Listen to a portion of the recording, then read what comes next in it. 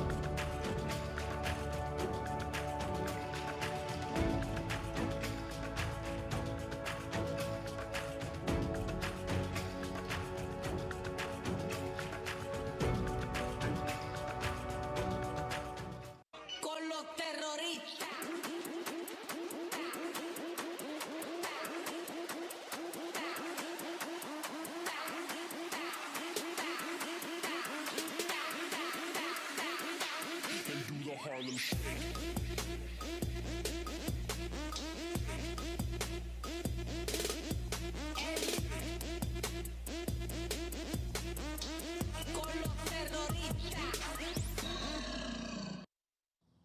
Powders with labels that you need to translate, supplements marketed by your old roommate, wellness routines wrapped in biohack schemes.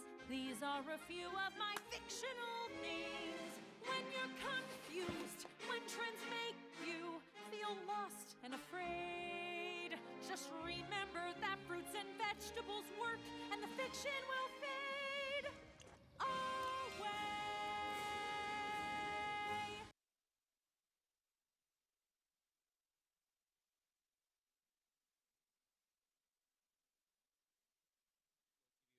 Tour of the course brought to you each week. Fidelity Investments, and our thanks to them too, as we take a look at the track designed by Nick Granite.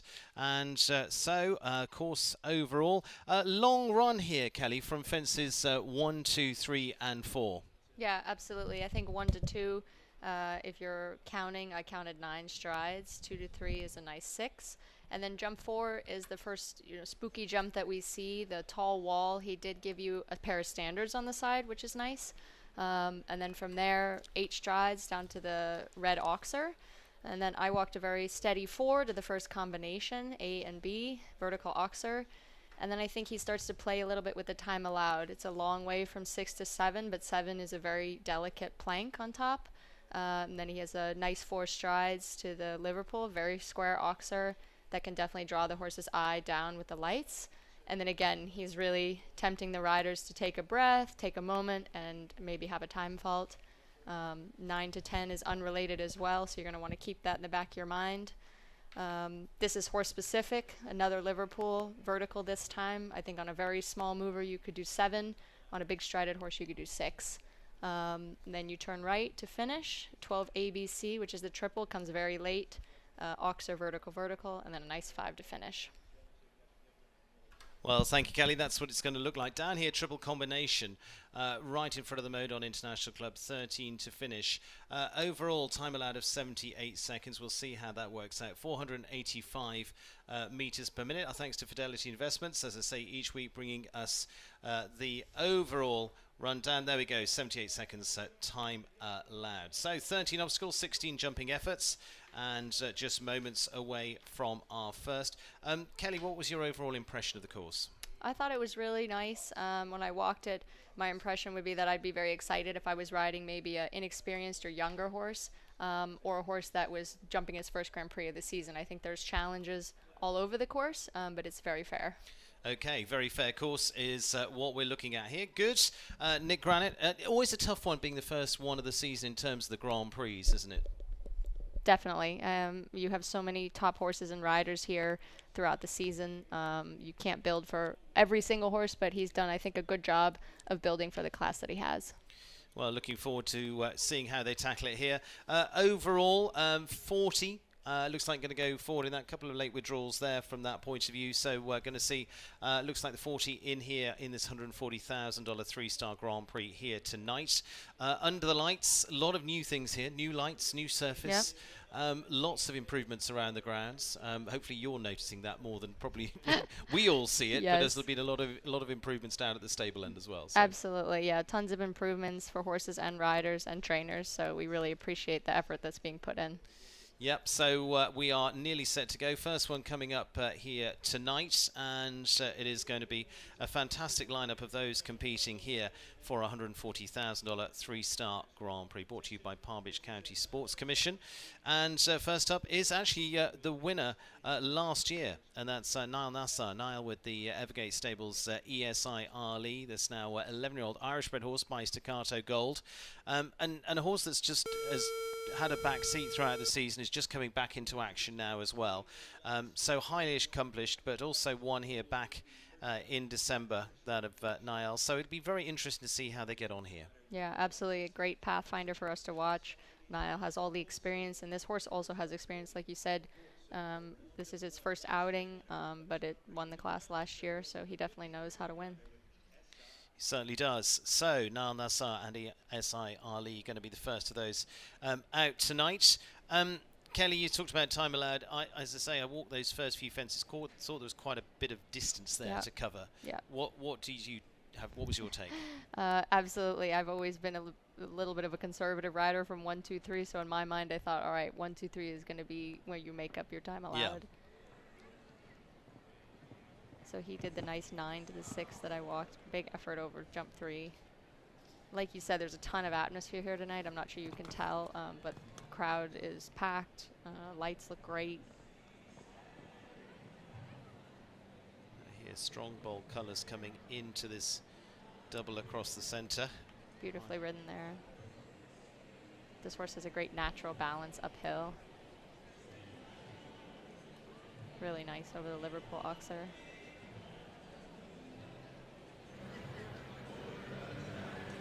I think he's doing a super job of keeping the turns tight, so he doesn't have to open the horse's stride up too much, but he's not taking so much time. It'll be really interesting with Niall, who's hugely experienced. I mean, he's ridden up to Olympic Games, but hugely experienced with this horse, to see what route he takes. Yeah, absolutely. And definitely the other riders will be watching that. Yeah, so I thought actually he was thinking of maybe a little bit about the time and turned up maybe a stride short and just came down on the back pole. Actually had time to spare, yeah, 72.64, plenty of time, but unfortunately has the 4 there going in there for Niall Nassar and CSI3. But for the pair really getting back into action, Kelly, you wouldn't be too displeased with that. No, Niall looks very happy. I'd be very happy as a rider. The horse jumps super. Like you said, first big Grand Prix back out. You can just see here, just turned up maybe a little bit short, thinking about the time, but it's going to be fun to watch in the rest of the season. And we'll talk about it a little bit more in a few minutes' time, but I was interested to walk that line, getting into that corner, into that triple combination, but we'll come back to that in just a moment. Tyser Owen now of Australia. This is Cobelina Tien, is now the 11-year-old Dutch-bred mare by Eldorado, former ride of Harry Smolders and also Erika Lickhammer of Sweden. Harry Smolders of the Netherlands, of course, who's, again, if you follow the sport, hugely successful, one of the most consistent riders out there for now in the hands of the Australian Paris Olympian. So again, newer combination here into this level. So this is a little of what I was talking about earlier, Kelly, in that you know, you're going to have quite a mix in here. Yeah, absolutely. You know, Tysa has a lot of experience. This horse has a lot of experience. They just don't have a lot together. So this is a great Grand Prix for them to know each other a little bit. This is definitely Tysa's type. She really gets along with horses with a lot of blood, mares specifically.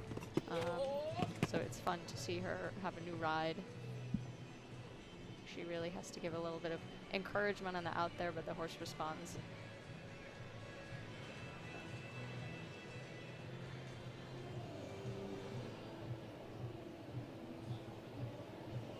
Again, what he's given you here, Nick Granite, of course, design. You've got plenty of, you know, loop backs, which, again, as you say, you're going to lose or gain time there, but you've just got to be sharp and on your game at those points, haven't you? Yeah, absolutely. she's doing a really good job of keeping it together. This horse has a lot of blood. It's a very quick horse. So she's kind of using the ends of the ring to just keep her a bit organized. And both her and Niall's horse are very quick movers, so the time isn't really going to be an issue for them. But actually, when I walked, I thought the triple would play a good part, and I agree with you. At the end, in the corner, you're coming home, it's easy to just kind of not respect it as much as you would.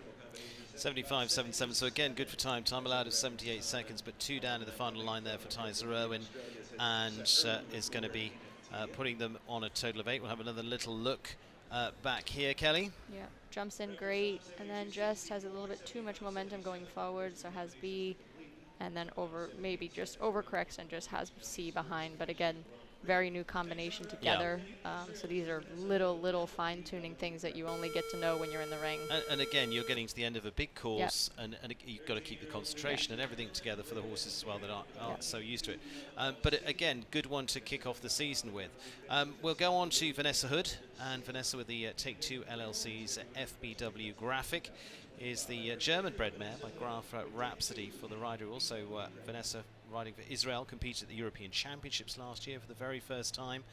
Former ride of Rishi Vogel and Veronica Tracy as well, who've been behind, of course, so many big top horses. Rishi Vogel, of course, went on to European Championship success with the European Championship gold medal. For those that were following through there, I say, of course, you might not have been.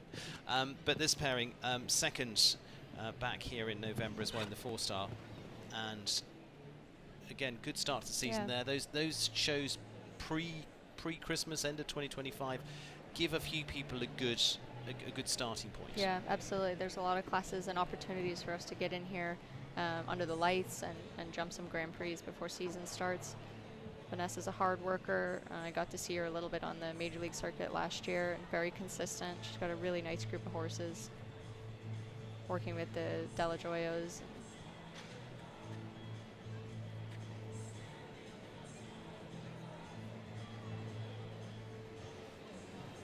But you can just see there, she's just organizing a little bit for this line.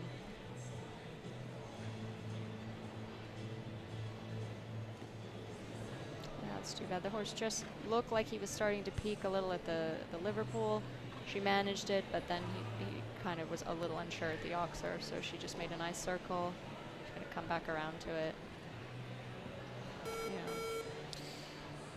Yeah, so not quite speed today for Vanessa Hood and FBW graphic. And again, this is where you're into your early part of the season. Some of it works out, some of it not quite. But I mean, I expect her to have a good season. The good thing is, and you and I were talking about this a little bit off air before we came on, the fact that you are here, and we talk about this a lot when we're here, you are here, and things, if they don't go perfectly, you have a chance to get back in the same ring, back in the same situation.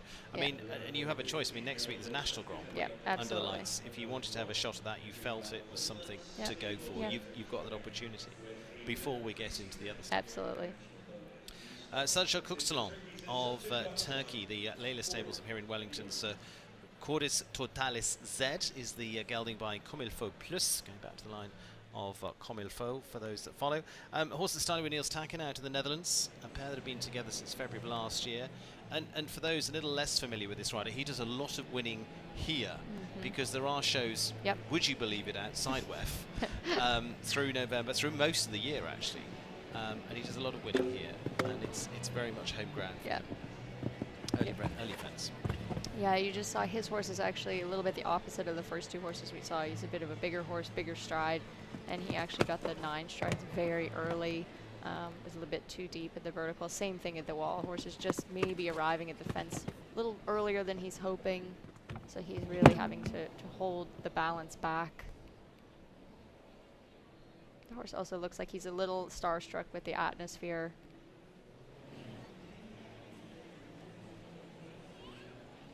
And like you said, even if the rounds don't go perfectly, you can still learn something from them. You just keep trying new things and getting the horse experience and making them a better horse than when they started.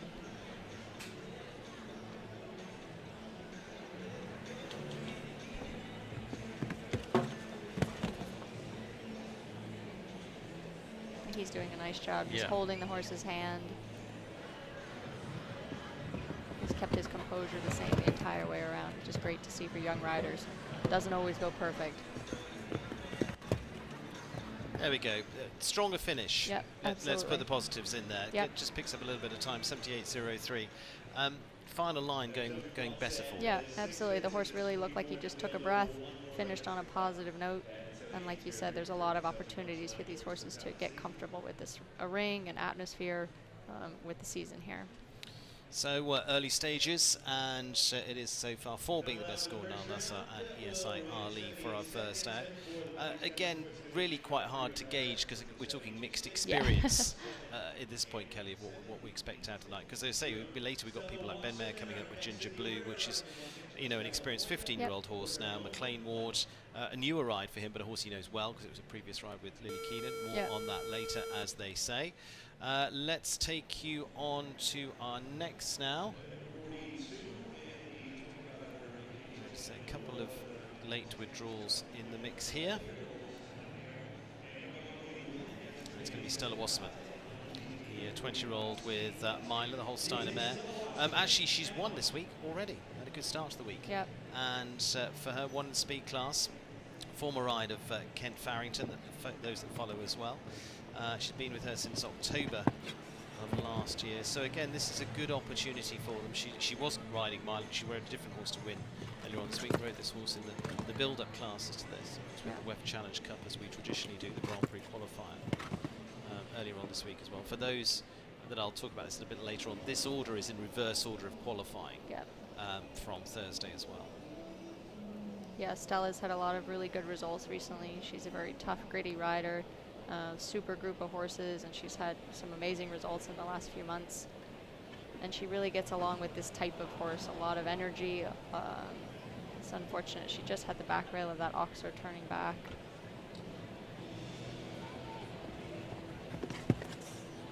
But learning new horses takes time, you know. This is a big class, and but this is sort of what I'm talking about, getting into that corner there. It actually looks a bit more space when you see it on an overhead shot like that. But when you were walking it, you felt you'd really got to walk in up to the wall. Yeah, absolutely. I thought she tried to do a good job. The mare maybe got a bit strong, and on her hand towards the end, you could see, like you said, she really fought to keep her off that inside leg to the rail, and it just didn't quite work out, but she had the right idea. So finish on a total of 12, 72.15 for Stella Wasserman, and Myla this time, like we say, Myla putting mileage on for these two. And again, she's just 20 coming in there, but we've had some big results from 20-year-olds. Kelly, good example. Yeah, absolutely. You called it perfectly, and I think Stella was really trying to ride the line, and actually the mare, like you said, is pushing away from the rail, which makes it very difficult. And again, you're asking them to go in there. It's bright. You've got your crowd on the other side. It's just confidence. It's just doing it. Yeah, it's absolutely. not to say you can't do it. No, it's not there at to all. be done. Yeah. And so another of the young stars as well, in Ansgar Hodges Jr. He's also 20, so we're staying in the same age group. Well, actually, he went very well here last year, jumping clear with a horse called Good Morning Bee in this similar Grand Prix. Finished well in Young Rider Grand Prix out in Europe this last 12 months. And unfortunately has an early rail. But again, that can be one of those. He's riding Nabucco Z here today because to give the horse the right introduction by Nabab Rev. Ansgar based both in Europe and here in Wellington too. But again, sometimes that first fence just gives the whole thing a bit of a wake up. Yeah, exactly. And sometimes some of the best rounds I've had for learning have come after you've had the first fence down, because you know you're no longer in contention, so you can just ride and feel what you want to do instead of having the pressure on. But you know, Ansgar's a very experienced rider, this experienced horse. He's a very hard worker. Horse maybe looks like he's just holding in his breath a little bit, but he's doing a good job of going forward and really encouraging him.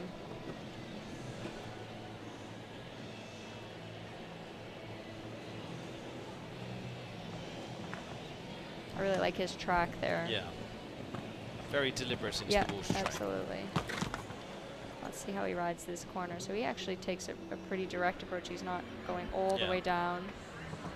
Very good. That's super, actually. Got a really nice shot at that. I think he's done that the best of anyone so far. And like you said, that's also knowing your horse, too.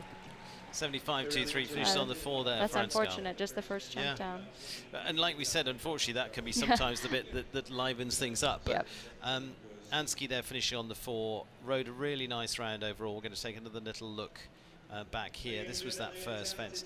Just got a big jump at it. Yeah, he just got maybe a touch closer than he was hoping, and then the horse gave a big jump and then just didn't quite have enough for the back rail. The first jump is actually a little bit wider than normal, and that can catch a horse's off guard a little bit starting out. Similarly there, just got a big deep one at it. Yeah. But got more away with it there, gathered it back up, had some space back to the water tray. No, he rode a really nice run. I think he'll be very happy with that. Ashley Vogel now, and what has become a longer-term partner now for the 24-year-old rider. I'm going through the ages because they're all in their early 20s at the moment. Ashley Vogel for the VoQuest's Otis Blue, that actually finished very well in the Grand Prix in Kentucky in September, in the Grand Prix in Traverse City as well. She comes back to winter home base of Wellington, as do most. Yeah. That first fence there, what's your thoughts on it? The pink colours are the pink. Yeah, it's very impressive actually. I'm a big fan of coming always the opposite lead to the first jump, which is not an option here. So I definitely took a look at it, and with the wine bottles like that right by the in gate also, it's the wall. Yeah, it's a bummer. Looks like she's maybe just fighting for the control a little bit with him. They're not quite on the same page. He's a bigger horse and he covers a lot of ground. You can see she's really sitting back with her upper body, just trying to get him to rock back a little bit. He's saying, "Let's go." Yeah. Is the answer to that? He's ready to go. Let's go. I've got this, and she's just you get a little bit over exuberant. Yeah. You know, he's got amazing talent. Yeah, he's such a beautiful jumper to watch, and she did a very good job there. So she actually walks the 6, which most people have been doing 7, so it just shows you the stride that this horse has. She goes way into the corner, organizes a little bit. And that's sort of my point. You have the time. You have the time there, and it's very interesting. The time at 78, they have got time because he's not put them under pressure time-wise. No. Which, like you said, I think that's great. People can ride the track specific for their horse and not have to be pressed for time. I don't think anybody's been particularly close on the time. So. 75.86. It is 8 there for. Ashley Vogel, but yes, we were just having a little bit of a discussion on the way in there, but it just left them deep into it. Yeah, absolutely. And then that just kind of carried over to the next one, and then after that, everything really smoothed out, and he jumped a beautiful round. You get into the bottom of the fence, and you just run out of room, as you do there as well. Yeah. But as you say, it then started to polish up on the way around too. So Ashley Vogel gives her score there as we go on to Charlotte Murray, 23 years of age. We're going all in the early 20s early on, and then we're going to move up a little bit, I think. Charlotte Murray with Magnum Z, with this gelding by Messenger. And again, she's a face that wouldn't have done, probably could well be her first Saturday night. There'll be a few of those tonight. I'm not going to get too deeply into those because I could be saying it a few times. But no, there's no replacement for experience. This kind of atmosphere, you have to just gain it by doing it. So it's great to see some new faces, some younger riders getting an opportunity to jump here. I don't think as young riders we should ever take that for granted to be on this big stage in this arena. She has an early fence down at fence 2, did a really nice job on the line from the wall to the combination.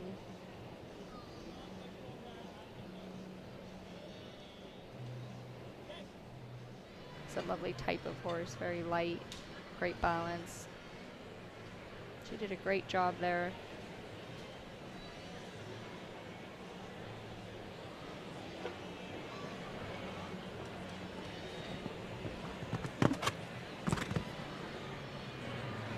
This is a really nice round.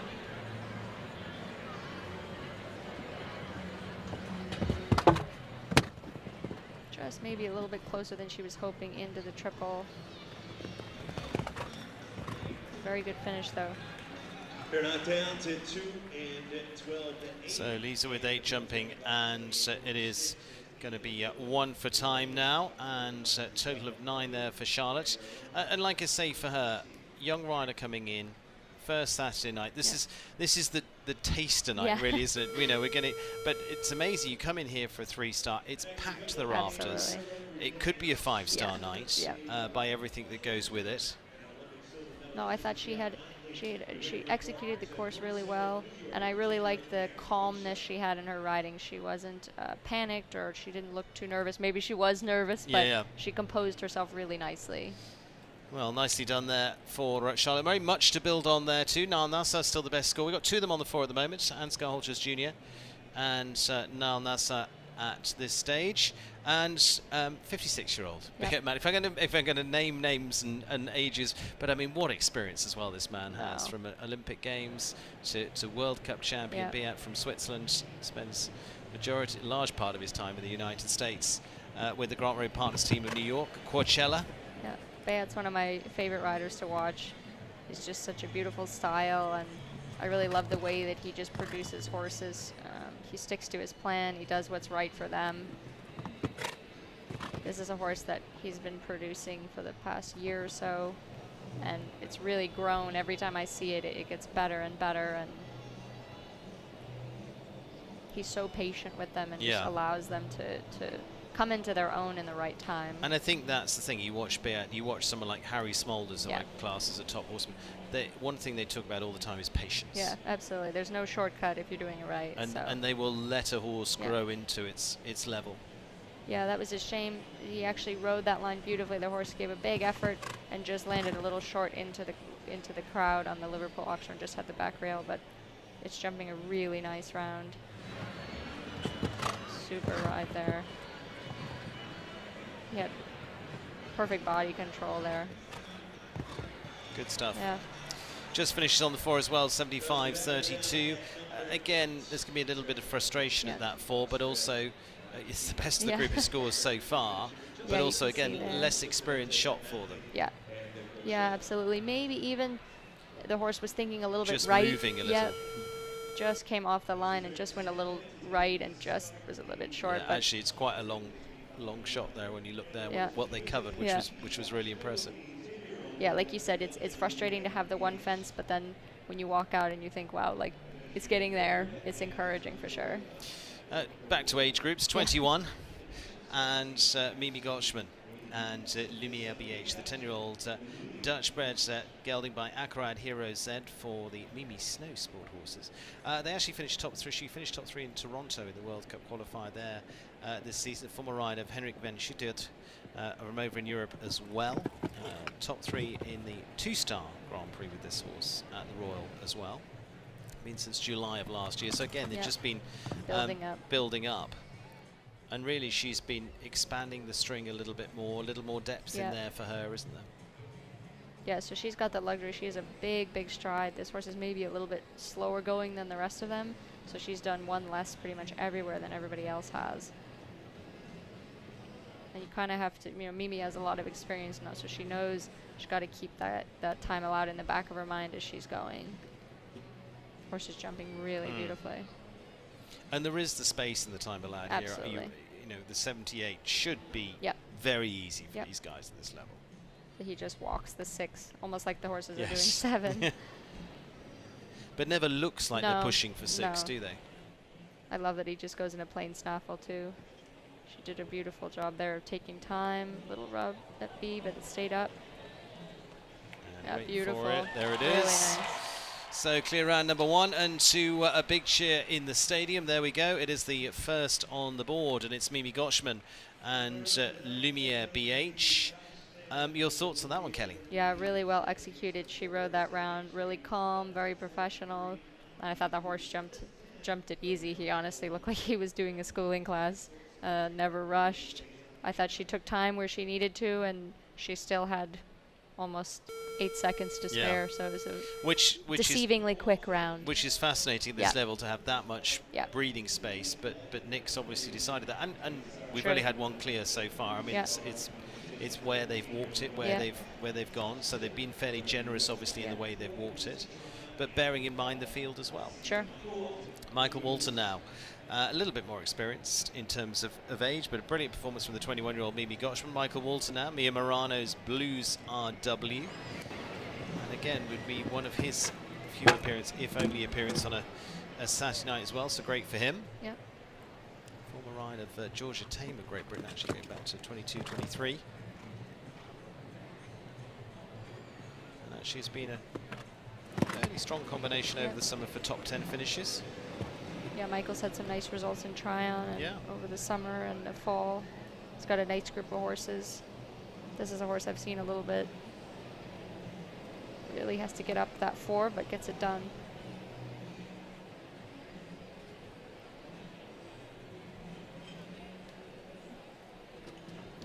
It's interesting that Oxford, when I walked the course, I didn't think much of it, but it's actually caused enough problems Yeah. already. You kind of, it's one of those jumps you think, all right, just get it done with and don't give it enough respect.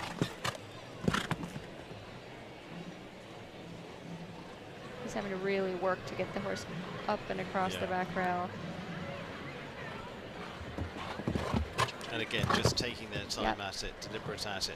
And this is where the time starts to show you where he's been a little more generous to the less experienced maybe. And oh, that's a shame. They're going to be hopefully okay. His jacket's gone off, which always takes you a little bit by surprise. Yeah. But there, I think he'll be he's all up. right. That's He's good. up. We can actually see from our box. Yeah. They're up and okay. Like I say, more the Yep. the jacket for him. There he goes, pops it off. But actually, they are fantastic. I am a big fan. I never jump a jump without one. So, home or show. And like you said, if that's the worst that happens, is you take the jacket off, then great. That's it. Yeah, no, horse absolutely fine as well. And looking good. There we go. It was a shame because actually they were putting it back together. Yeah. There you see Vet alongside very quickly. He goes and checks everything there. Yeah, the staff and support team here is second to none. There's somebody always right around the corner. There, and but very swiftly there, Yeah. they make sure keep it everybody's okay. And they'll follow them out. Yep. Have a good, check over of both horse and rider. Make sure they're all right. Even though you always walk out and go, I'm fine. Every rider at this level is fine. Yeah, I'm fine. We're always fine. We're going to make sure you're fine. And Lacey Gilbertson. Lacey for the Seabrook LLC is Bellamy, and this is going to be the 10-year-old mare by Bameko de Moose for Lacey. Again, new ride for her was with Willem Vermeer of Belgium. Willem, who's produced horses and rides regularly at the 5-star level, was one of the regulars of the Belgian team as well. So hugely experienced place to bring the horse in from.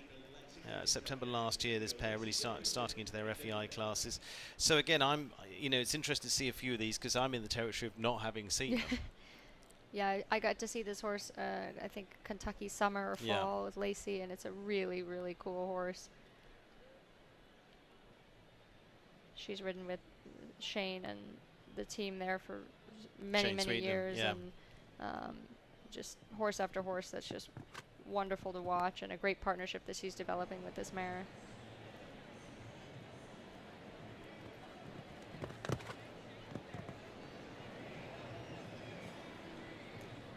She did a really nice job there of kind of just riding her own plan. The mare got very eager, and she just said, hang on, just wait for me for a second. Well, I was going to say to you that the fact you've actually got lots of room, those first few fences, it is deliberate in you doing that. It almost can undo you a little bit at times, can't it? Yeah. Because you've got almost too much time. Absolutely. Sometimes when the jumps come up a little bit quicker, it's actually easier because you can't think as much. This, you have plenty of time to kind of organize a plan. Looks like maybe the mare's just pulling her a little bit past what she's seeing. Well, like you said, this is, maybe I'm speaking, but this is probably their first Saturday night that they've jumped. Absolutely, so just ironing out those little details. They may well have done, there's a few sort of practice options, if you like, rehearsal options before season. If you're here at some classes, you can go in. But finished up nice. Yeah, 8. 76.46, 8 there for Lacey Gilbertson and Bellamy. And as I alluded to there, I just think that's going to be a building partnership. And I'm going to be sort of sounding like a broken record of that a little bit this evening. But a lot of this class, that is what is going to be probably a third of the class, isn't it? Yeah.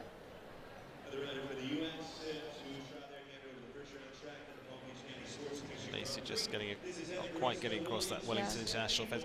Now, interesting, and it'll come back, your thought on it. I thought the plank going past the entrance, a white plank on a Wellington International fence as well, I thought that was caused more problems, and I'm not entirely sure. I think it's probably fallen once so maybe so far. Heather Caristo-Williams and Stephanie Bulger's Contina Quick MVF, Mike Contendro, the stallion. Now 11 for Heather. Lovely end to the tail end of last season for her. Finished well in New York in the GCT event there, and also went very well in top 3 in the Grand Prix in Silo Ridge. Different ride on that occasion, but it's always nice to get those podium finishes. Yeah, Heather is a wonderful rider. Very, very hard worker. She's put a lot of effort and time into this horse, and he's definitely worth it. He's super talented, but they've taken their time to build this partnership. He's a very careful horse. You can see how she's really riding forward and positive to everything.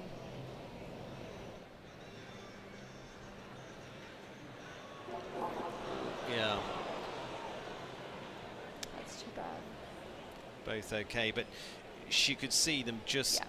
things were not Kinda right running yeah, down to the water. absolutely.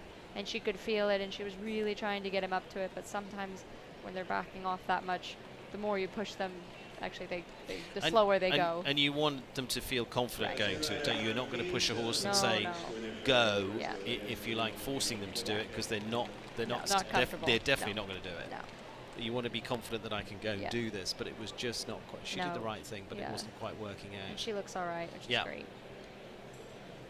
Yeah, Chris Elliott, you can see just again the vet walking around there. We have a great relationship with the local vet teams, and of course we're very blessed to have the likes of Palm Beach Equine literally on the Next door. next door on the doorstep here. Fantastic team there as well.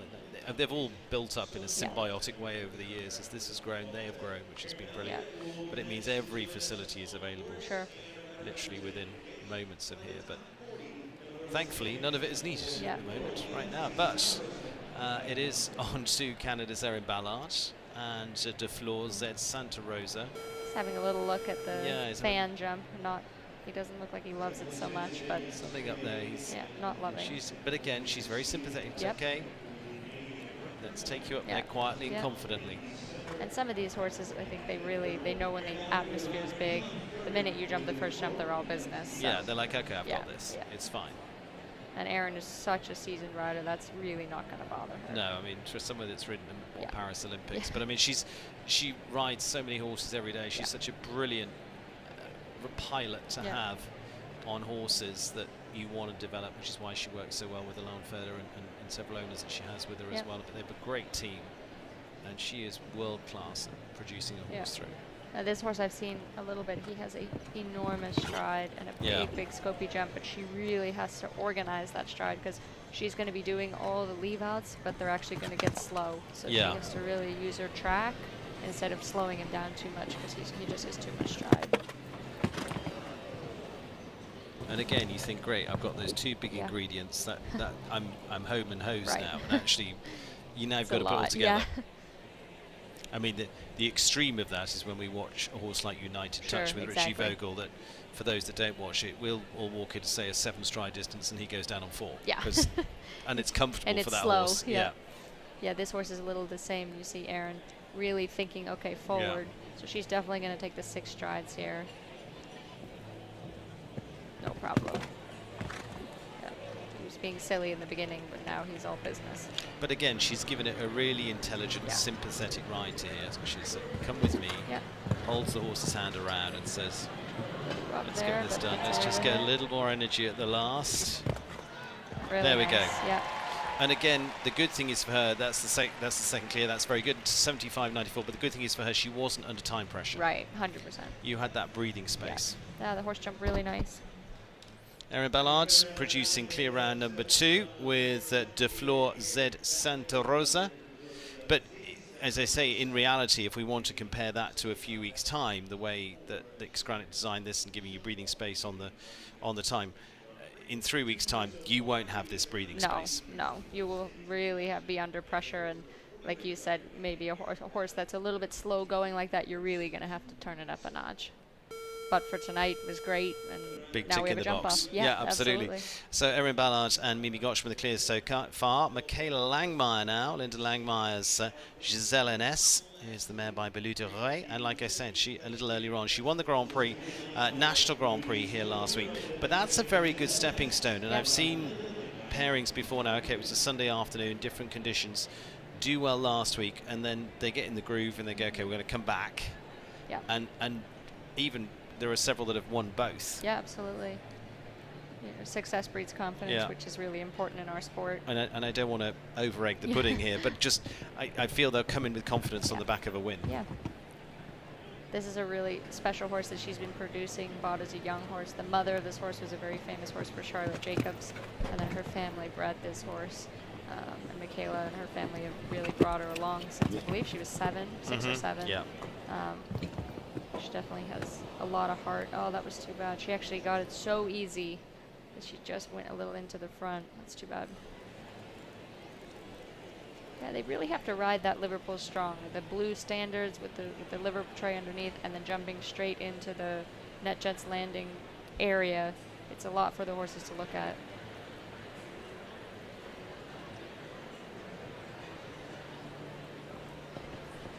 You see Michaela really saying, come on, keep going, and giving the horse a lot of confidence.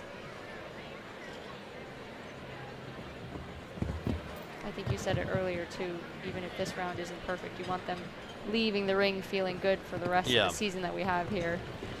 That's too bad.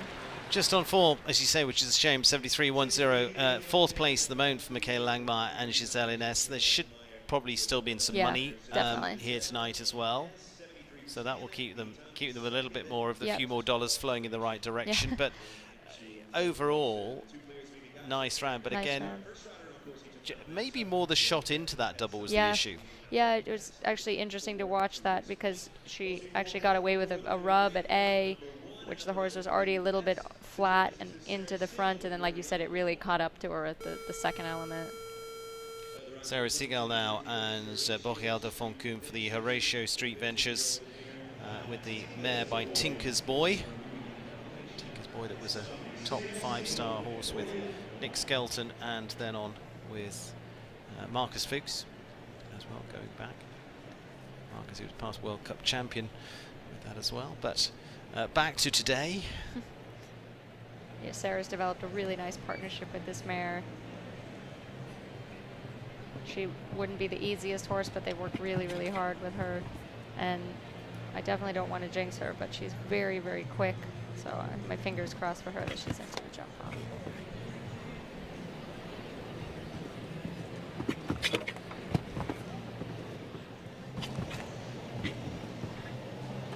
Sarah did a super job in that 4-stride of really rocking the horse back and saying, just wait for me for a second. Because this mare is so bold and always galloping that her job is to say, wait, wait. Now she's really going to have to put it back together. That was a little bit of a forward distance.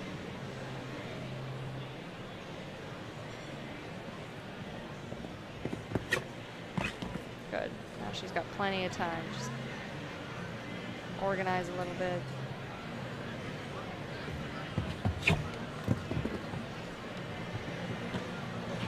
Good rub, easy.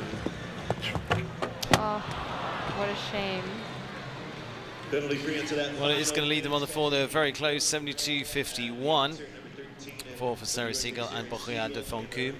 Close. Yeah, very close. That was really too bad because the mare jumped super, but Sarah also rode really, really smart. And unfortunately, in that line, you can just see she just ran out of room. Deep into it. Yeah, you've run out of space at that point. And the mare was really going forward and fast. And the other line, she could leave out the strides, but at the end, it's pretty set. 1 to 1 to 5. I was going to say that final line coming down there, you're coming down the 5 strides, but you're not playing with it. No, no, it's pretty set. So. Yeah. Ben Mayer, and so we're actually going into several of the world's top 10 now. World number 4, Ben Mayer. Jane Clark's Ginger Blue, and a lovely pairing together. This 15-year-old by Plot Blue, the mare that's won likes the Paris Grand Prix before now, won several classes in Brussels last year out on the grass and the Stephex Masters, won 2 Grand Prix in Wellington last year. Just a few. Yeah, but she gets a break. I mean, Ben has such a lovely string of horses and terrific owners there with Jane Clark and the Rosters and Pamela Mars as well, and he's able to maneuver the horses around. Yeah, and this mare, she obviously loves this ring. She wins a lot here. Yeah. Like you said, I would think of the class, this combination probably has the most experience together of all of them. They know each other so well. She's jumping great. She looks fresh and happy to be out. Say she's had a bit of a breather. Yeah.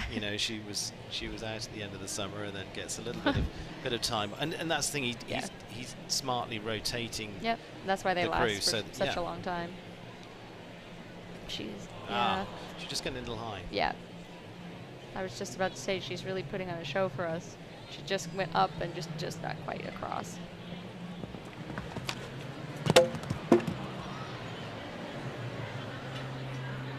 you know, sometimes these older horses or more seasoned horses, they have to get back in the groove too. I was going to say know? the same thing. There's, you know, I won't say there's rust there, but Yeah, it's just the it's- fact they're getting back under the lights Yeah. and getting back doing. You go, okay, Yeah, we gotta iron this out a little bit.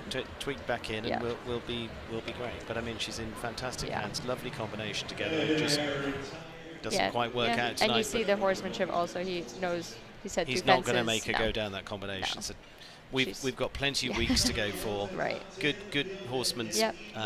I just gave a little hint to earlier for McLean. In Washington in the Yeah. World Cup.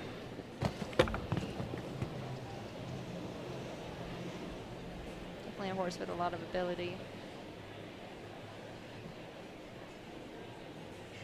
Gives a very strong ride in the 4.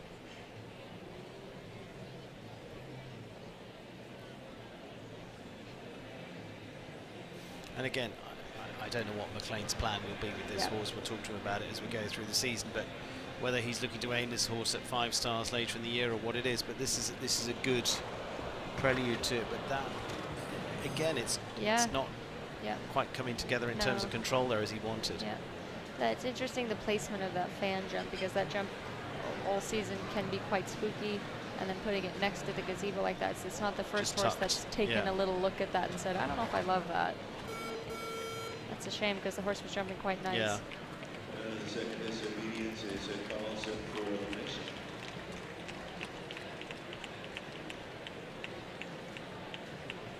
Just going to take another little Yeah. turn at it, but yeah, there we go. Yeah. Always training, Yeah. always learning. But again, came tight to it. Yeah, yeah, Is absolutely. it okay? Yeah, Just we're on gonna a nice just, stride, just yeah. pop to it. Yeah, and it's always great for young riders to watch. His riding never changed. Even though the round didn't go as he Yeah. hoped or expected, nothing changed. He wasn't It's pushing still- in no. there. He wasn't just said, okay, just as if he was schooling at Right. home. Yeah. It quickly in 1 second went from winning the class to training my horse for the next one. Yeah.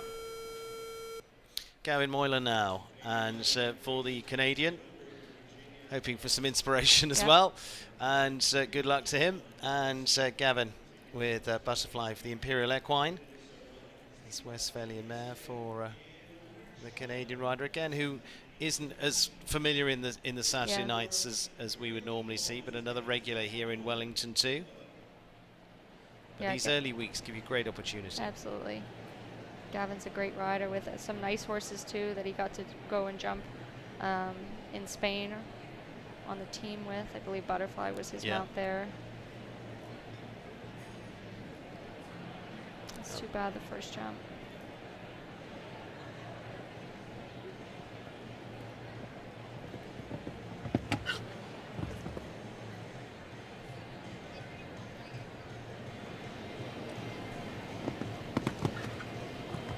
Gavin is a really, really wonderful person.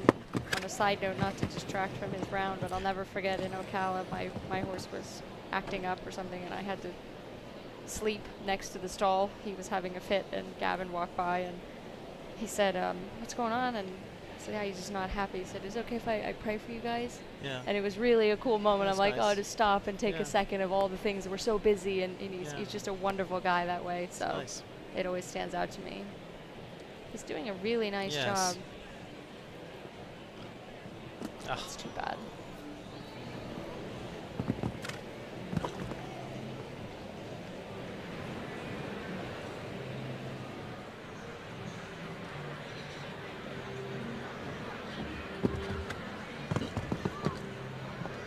Really nice through that turn. Still will say it very tiny. Yeah. Just keep it together for the last. Really nice. I think he'd be very happy with that. Yeah, just going to be inside the time, Yeah. 77.69. So total of 8 there goes into 11th for Gavin Moylan and Butterfly. And like you say, plenty of highlights to take Yeah. out of that. Yeah, I think this is definitely his first Saturday night, so he'll be very happy with that. Obviously, you always want to jump clean, but Yeah. the horse jumped a really nice round, and But it's interesting, the first fence is playing a little bit of part. Do Yeah. you feel he was just getting into that turn just a Yeah. fraction early? yeah, a little early, and then at the last second, it ended up being a little farther away than he'd hoped, and then the horse said, oh, Yeah. back off a little. And here, that's a little what Nick, I think, is hoping they do, is look down at the bottom and then just misjudge it. And again, that's for you to go. I'm expecting Yeah, that. hold 'em. Keep your head Yeah. up. Keep concentrating that way. Well, Gavin Moylan giving it a good effort. It is the clears so far. 2 of them at the moment, Erin Ballard and Mimi Gotchman. A little bit of everything so far into our first group in the Grand Prix. We're going to a little short break now, and so we're going to be back for the second half of this Palm Beach County Sports Commission $140,000 Grand Prix. 2 clears at the moment, Mimi Gotchman and Erin Ballard, there you see, up on your screens, and remaining half to come. So we're going to be back in a few moments' time with the concluding part as our arena crew just get things ready for part 2. Back in a second.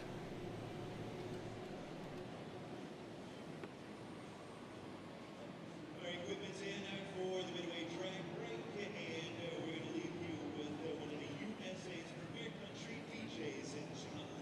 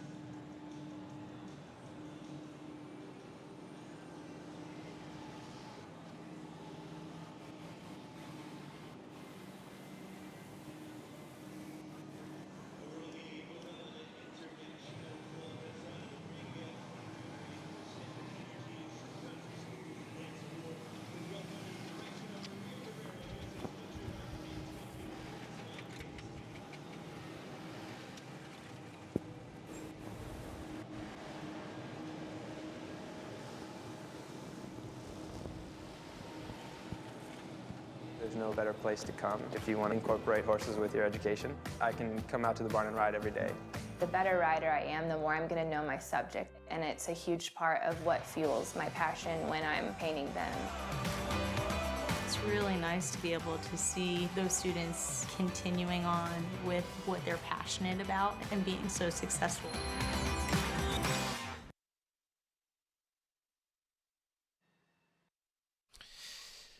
Well, getting back, and it is country western night here as well, so the DJ is kicked in with lots of music and entertainment with that theme in there too.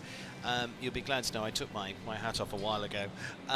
But it is a warm evening. It's a lovely evening here in Florida. It's going to get a little bit cooler next week. We're going to be out on the grass next week. That's going to be very interesting indeed as well. And as you can see up on the screen, lots of crowds here, tractors in action. And we're also going to reflect on a few of those rounds from our first half of this Palm Beach County Sports Commission $140,000 Grand Prix. 2 clears so far.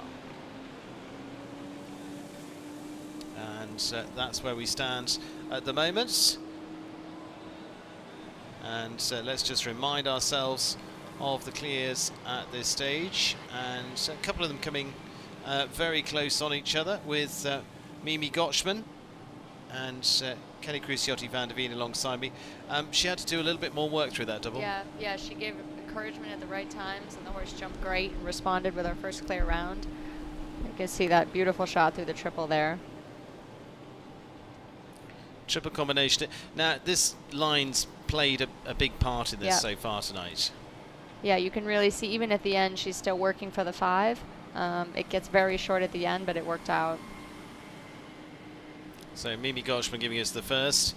Erin Ballard giving us the second of the clears, with De Fleur Santa Rosa as well. As we said on the way round, she was able to give the horse space, but also it's a big ground covering horse as well, so makes up for a little bit of that as they go. I think actually both of the horses that are first and second in the jump off that we'll see, they have a little bit of an advantage. They have a big stride, and this jump off is a lot of ground to cover, so definitely keep an eye on that. Okay, and the line dancing is back underway here in the stadium. Like I say, country western theme tonight. Many have joined in the fun of that, which is great. There are going to be several themed nights throughout. Why not? Let's have a bit of fun exactly. with it. Yeah, a bit of fun with it, which is great. We've had rainers out there in the arena. We've had flags flying. We've had a good lesson on line dancing as well. And that means I need a little lie down for a minute. We're going to be back in a couple of minutes. We're going to take a little bit of a breather. Join us in a few minutes' time as we get ready for our second half of our Grand Prix tonight.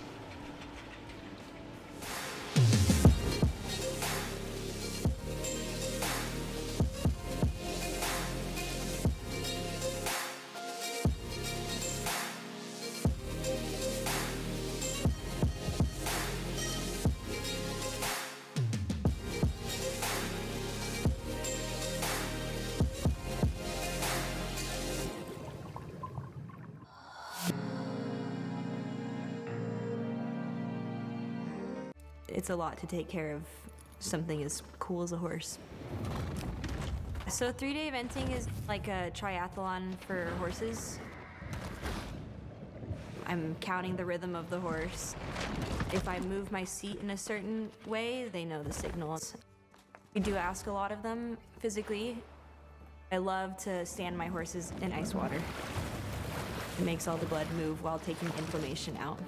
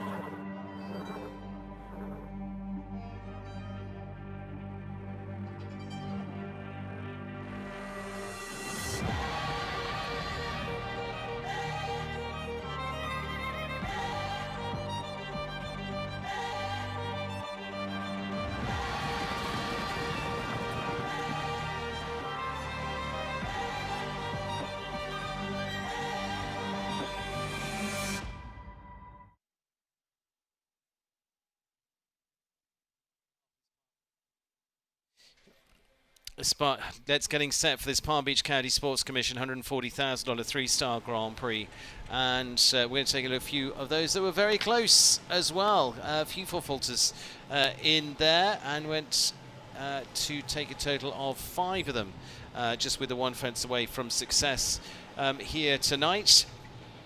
And taking a look down this final line, Kelly Cruciotti van der Veen alongside me, middle part of triple combination there.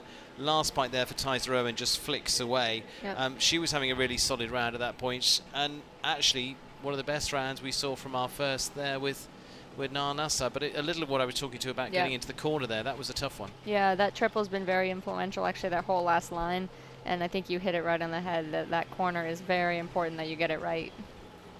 Vanessa Hood, rails for her as well. And taking a look back, they've actually been falling in all directions. Yeah, there hasn't been really one specific fence that has caught them out, and I think you said it in the beginning. We both noticed the plank by the in gate, and I don't know if it's actually come down at all. Yeah. Maybe once, but has not been the problem. It hasn't been the problem, but like we said, it's going to be a mix of experience in here tonight. It's actually been very interesting to see. I mean, 2 of our picks in there, because the experienced riders, Ben Mayer and McLean Ward, just It's not their night. Not their night. No. You know, and it's as simple as that. And there'll be 100 other nights when it is, but it's just not their night tonight. Somebody's having fun out on the screens there, all the kids waving, which has been great. Reminder, it's family night next week as part. We've got a National Grand Prix coming up. Really It's family night here in Wellington as well. Not that it isn't family night every Saturday night here in Wellington as well, but specifically next week as well. Loads and loads of stuff put around for the kids next week. Looking forward to that. How many more will join them? Mimi Gotchman, Erin Ballard. Do I dare put you on the spot? Oh, go on, I'm going to. I mean, I think you'll get. Shall I help you out a bit? Yeah, I would say 7. 7 feels right to me. I was going to say 4 or 5, I think, out of this next group. Yeah, I think 7 total would be probably the ideal number. Like you said at the beginning, we are going reverse order from the qualifier. Yes. So the theory is that we see the best ones last from Thursday. Doesn't always work that way, but in theory, that's what we would think. Which is why we've got Nina Malavey going last. Yep. She won the qualifier earlier on this week. Olivia Sweetenham second from last. In fact, it was a very much dominated by the lady riders. Yes. With our top 6 there. Nina Malavey first, Olivia Sweetenham second, Love Laura seeing Crouch that. third, Marilyn Little fourth, Lily Keenan fifth, Jessica Mendoza sixth. And then actually pretty well the top 10 were all lady riders bar Simon Widman from Germany, who was just sandwiched amongst that group as Yep. well. And what a group to be part of. So they really have come out strong, which was great. I would say, yeah, I'm just looking down the list. I'm looking down at who we've got. We'll go through those in detail, but probably I would say 5. Yeah, I agree with that. And I think that's Nick, I think, is very happy between probably 7 and 10. And yeah. Who knows? yeah, we could be totally wrong. We could be totally wrong. We are staring into a crystal ball Yeah. here, and it's humid down here, so it gets a Yeah. little foggy at times. Yeah. We don't always get it right, but that's what we're going to stick our necks out on so far, because you're expecting some kind of analysis from us. So that's what we're going to give. We're trying. That's what we're going to give. Mimi Goshman, Erin Ballard so far. We've got some newcomers coming in like Cassidy Rain. We've got some experienced combinations like Spencer Smith and Keeneland. One that's been building nicely through last year is Chris Pratt, an Yeah. Ideal ES, hugely experienced rider, newer combination last season. Michael Hughes, Don Perignon, be interested to see those. First order down of the with Lily from the Keenan Anaconda Web Challenge and come on Milan, Thursday of this week. That Laura acted Craig, as a Dorado, qualifying Olivia class. Sweetenham and Epic, and Nina Malavey down on the end, destined to be. So Tom Watchman, you got the London Grand Prix winner in there as well. Just Throwing all those. throwing him in there. Just throwing them. I mean, I'm just sprinkling them all like a crazy person here. I'm making dinner and grabbing every ingredient out of the cupboard and throwing it at the pot. So let's go with Rodrigo Enriquez now, 25-year-old from Mexico. Was part of the November 3-star Grand Prix here. And this is Pia Maria H. Again, would be their first time under a big Saturday Night Lights of WEF as well. So here with the mare by Casanova de la Pomme. You can see how busy it is in the seats. I think just about everything through season is pretty well sold. You can still get tickets to come and see in the seating, but you've got to grab those because it does get sold out. And everywhere else is pretty well tied up for the season now, which is all good news. We want people watching the sport. Absolutely. We want people in the stadium. We want people enjoying. Look at the box seats, packed out there as well. Let's go to Rodrigo and get back underway. I'd like to say people will have gleaned a few things from those early ones, but I actually don't think that's the case, because I think for most of what we've watched, it's not really so much about strategy on course, it's how you and your horse are going, isn't it? Yeah, Am absolutely. I right or wrong? I think you're totally right. I think it is the course is really nice because it's very horse specific. It doesn't just suit one type of horse, which is great to see. So he's actually doing, if you're counting, he's doing actually one extra stride than everybody else. His horse is a little bit smaller stride. I got to see this horse in November in the 3-star, and she is just a fantastic chestnut mare with a big heart. Big trier over that oxer.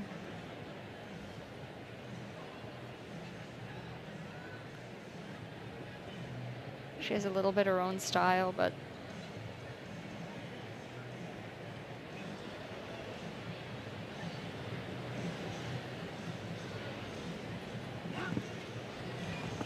he's really giving it his all. I do think he's going to be short on time. I can hear whistles going in the stadium, which means somebody's trying to signal to him, get on with it. But unfortunately, they get in there not as they would have liked. You start to become a bit rushed. That's too bad. Yeah. Because the mare, she really, even in the triple, she gave everything. She tried. 12 jumping 3 for time, total of 15, 80.32 there for Rodrigo Enriquez and Pia Maria H. Was absolutely on song there, and unfortunately just it finished up like Skittles down the final line in the end. But they just got in on the wrong spot. Yeah, a little bit too far at A, and then she had to really try. And, you know, I think, like you said, he did have a feeling that he was short for time, and then that can start to play with your mind a little, and you can really see, I mean, what a good girl to... Yeah, you can see he sort of just got stuck in that corner, didn't he? and then your distances are really. all out. Yeah. He was a long way off this in the end. Yeah, like you said, She's trying to get through it. she's given it her all. But like you said, the rest of the round really well executed and clean up that last line, and he's right in there. Yeah. Cassidy Ray now of Canada, and the 21-year-old with her first Saturday Night Lights here as well. The Rain family's Kiero. The family have been fantastic supporters, of course, of Nina Malavey as well, if you follow the sport. She had an amazing season last year. She's the top 25 rider. But this lady has been stepping up well as well, and I've been really interested to see her progress through the last 12 months. She really has come on in leaps and bounds as well. She's looking confident now. This is one that in these levels, she's done a lot of this level competition through the last 12 months. Looked very good. Trains with Helena Stormans. She's a great one for giving you confidence as well. Yeah, Cassidy's definitely one of our younger riders in the group, but like you said, riding with a lot of confidence, a super group of horses. And I was sitting talking to her earlier in the week, and again, you do have that anticipation about these are big nights. Yeah, absolutely. The pressure's on, and you really want to rise to the occasion. And fortunately, she just got maybe a little bit thinking about the 4 before she jumped the plank. But she's doing a good job of kind of organizing it.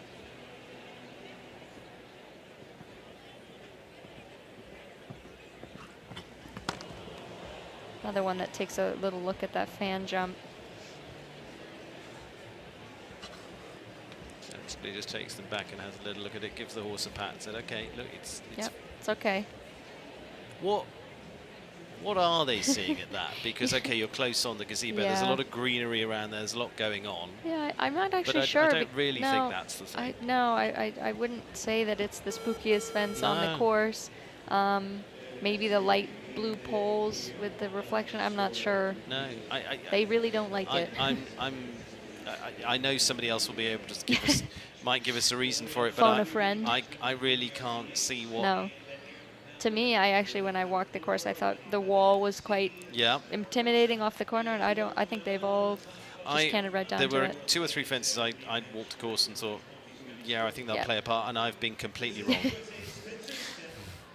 Educated guesses is what we do. Yeah. Well, it'd be very interesting to see how this pair get on, because it's Spencer Smith and Keeland, and so this is the horse by Carmina Z, the gelding for Spencer for the Ashton Farms and Stormridge Capital. He rode this horse to be on the winning team in Dublin 2 years ago. Well, it's a little less than 2 years ago, 2024. In August that year, they were second in the World Cup qualifier in Traverse City, so they're a good, experienced 5-star pair. Now, again, like I say, this is where you get this mix in this class, because a pairing like this are just getting things built up, maybe a confidence builder, whatever it is for the start of the season, to maybe get a little bit of rust off or whatever it is, and say, go, let's get ready. And he would hope to be back in a few weeks' time for our, as you talked about, week 5. Yeah, you never quite know what everybody's plan is. You know, we planned so many months out for each horse and when you want them to peak and when you want to start, but you never know what everybody's thinking. So, like you said, this is probably his starter of the season, and then he's just going to build up from there. And it's interesting, those horses that need to be, and I don't think everybody needs to be match fit. Yep, absolutely. You can shy away from and just start coming back in, going, okay, we've got 5-star classes coming in, but we need to get out there and do something. Kent Farrington was a fantastic example here back in November. Jumped Greer in the 4-star. Yeah, to keep in the groove. Jumped her like in the jump off like he was going. I mean, flew around like he was trying to win a really, really big something, even like he was trying to win Aachen or something. And guess what? That was his preparation for Geneva, and he went out and won it. But he used the opportunity. That can't always be in the ring at home. No. And like you said, if you never try it in the ring, there's no real push when you have that big moment. You don't have the experience to draw off of. So just coming in on the 4. Yeah, that was too bad. He just unlucky, I think. Just for fault, the Peacock. Called it a season starter round. Yeah, absolutely. Really. Jumped great. Lot to like from the round for sure. And like you said, he probably has big things to think about. So I think that's a good, solid start. They were jumping the 5 stars last year, and just sort of get them get everybody get back them in going, the groove. going up the mountain. Yeah, Coming here into this triple combination. easy.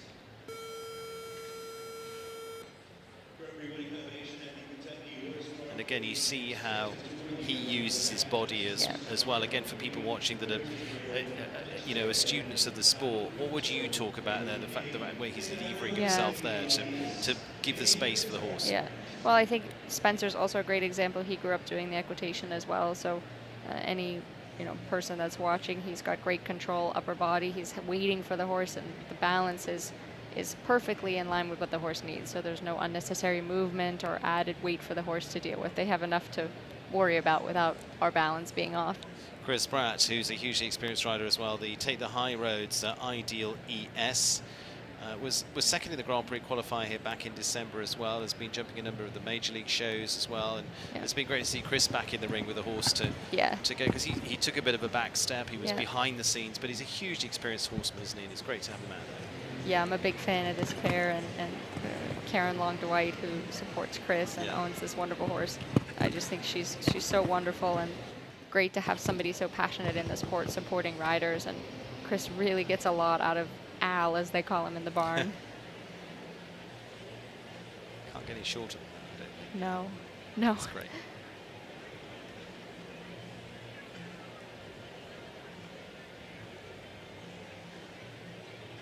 Really not trying not to say anything to jinx them, but it's looking great.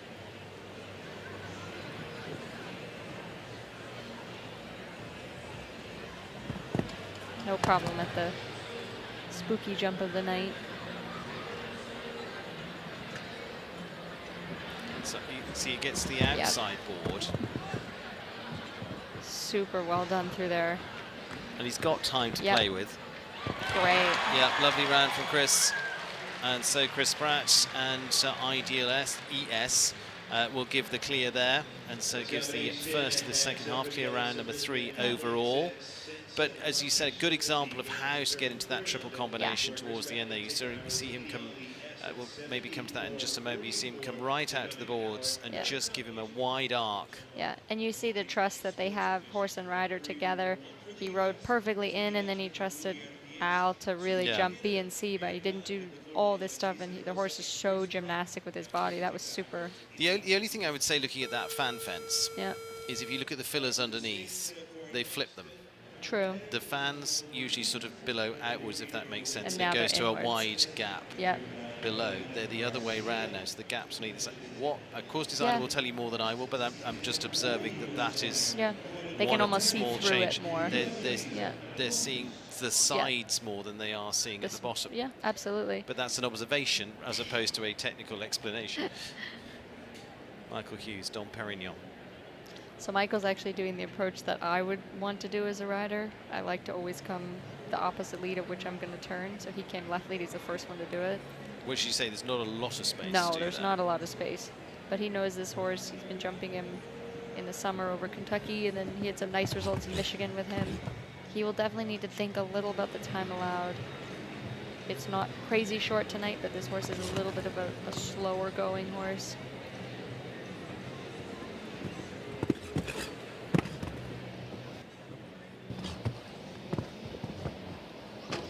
Oh, it's too bad. He really sat back and helped him jump the front of B, but then just didn't get quite enough across. Super there. But we only are on 3 clear, so a quick 4 could still be in there.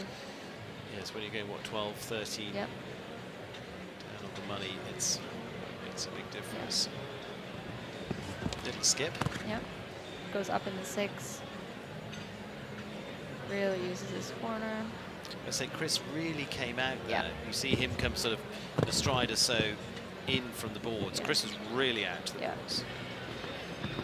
It was a really nice round. I think he'll be quite happy with that. Yeah, just finishing on the 474.52 for Michael Hughes and Dom Perignon, as you say, and ticking quite a few boxes there as they go into 8th place. And that's super encouraging as a rider to have a horse that's capable of doing this. And like you said, when you do these classes, you kind of check off a box and say, okay, that felt good. We can Yeah. up it another level. And you know, and everybody has the same, where your strengths and weaknesses are. There are certain lines that will suit you, and Right. certain lines you go, oh, that's not our strength. But I need to manage that, Yeah. or whatever it is, whatever the type of fence, whatever it is not your strength. As you say, you prefer coming one way Right. to the first fence, someone else likes the the other. other way. Yeah, and also it would depend on the horse you're on. sure, absolutely. Danica Rockin, the 24-year-old with Kinmar Quality Hero, the Irish-bred horse for the Sandalwood Farms. Horse he's really been developing a really nice partnership with over the last 2 years.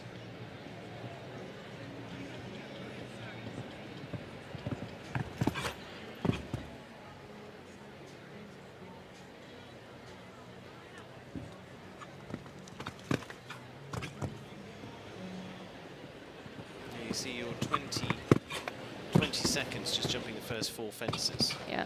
which is when we sort of see later in Yeah. the season, we might take another sort of step back on that gauge, but it feels that it is a long time. Yeah, absolutely. When you consider the whole course is, Right. you know, usually you're going around about 75 seconds. Right, so right. The 20 starts to, if you're Yeah. only jumping the 4th fence, Yeah. you got to pick it up. there's quite a bit of course that's going to come at you a Yeah. lot more thick and fast. Yeah. So far, he's jumping a really nice round.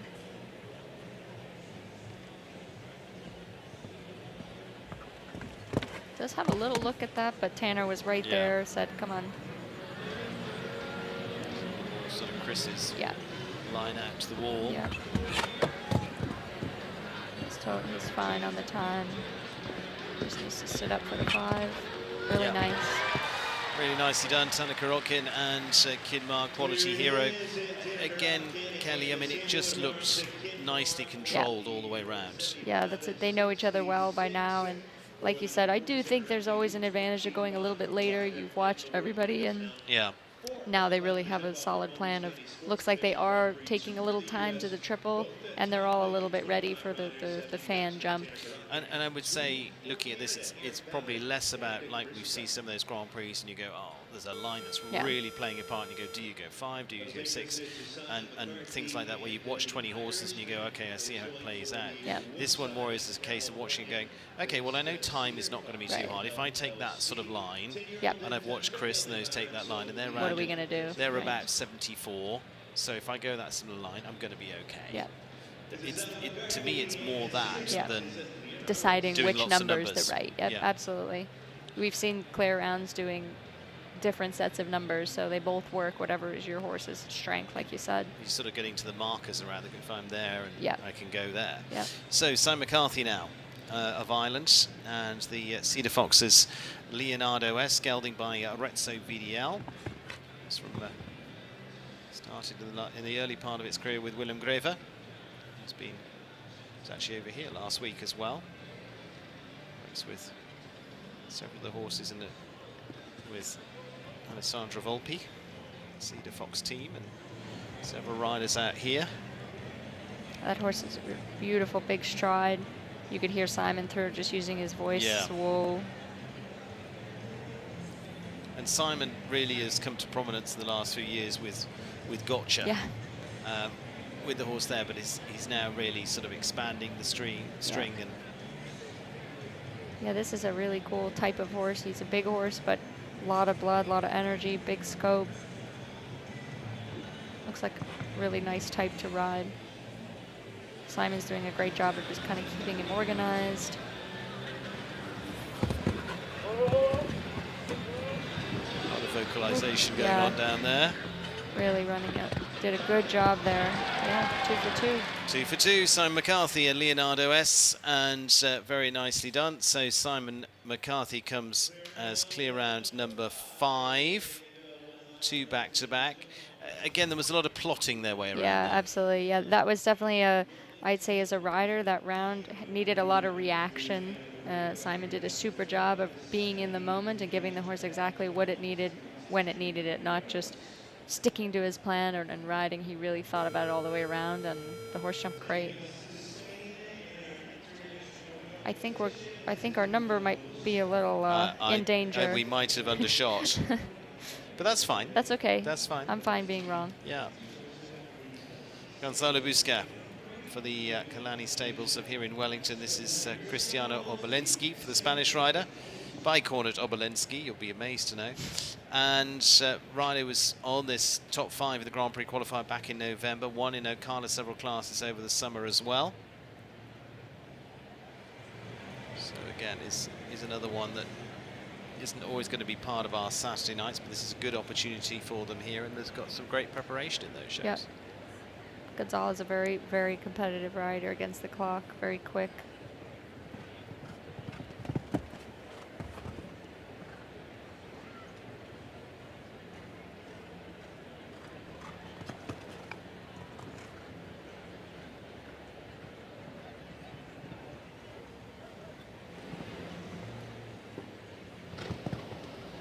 He's got a great forward rhythm, always finding everything very out of stride.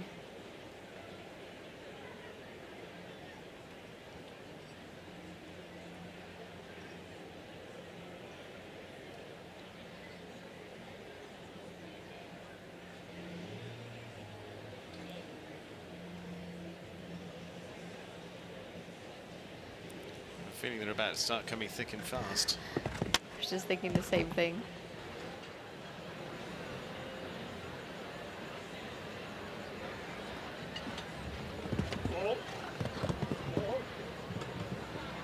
He really kept the tempo up to that corner. Yeah. He didn't take a check at all, and beautiful round.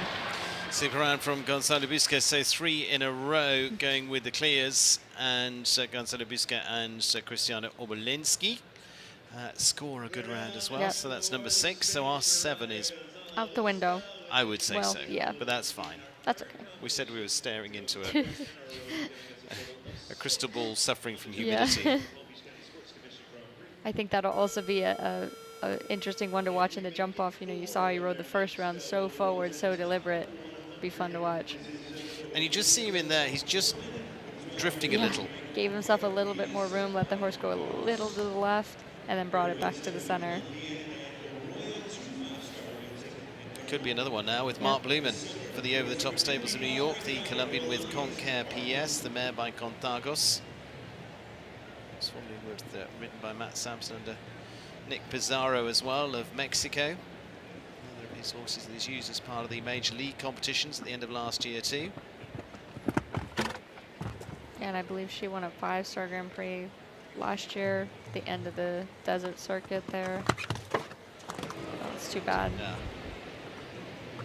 Just got a little closer than he was hoping there.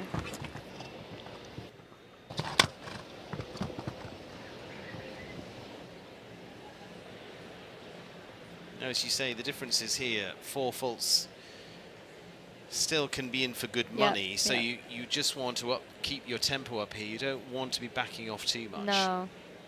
Especially if you feel like your horse is jumping a really nice round and you're in a good rhythm, then I would just kind of keep traveling. Like you said, this course is really very horse specific, and I don't think it takes a lot out of them to shave off a little time here or there. It's going to be Sarah Seagull was running 72.51. She's in sort of 7th place at the moment, so well in the money. Yeah. And he's not going to be far off that. No. But the 8 is going to make the difference. 2 down. Last line, another fence coming into play there, 74.91. It's therefore going to be 8 for Mark Blumen and Conquer PS. But this wall as well, they just flick off the top very easily. But he was just almost trying to turn away from it until the last second, wasn't he?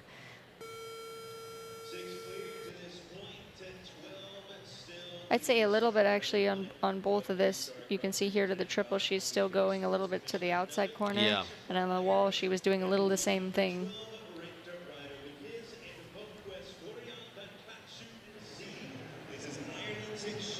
And well, number 12, Shane Sweetnam. Corian van Klapshoot said. For Shane and VoQuest. Shane coming in on the back of a very solid year last year, a lot of podiums for him. Yep.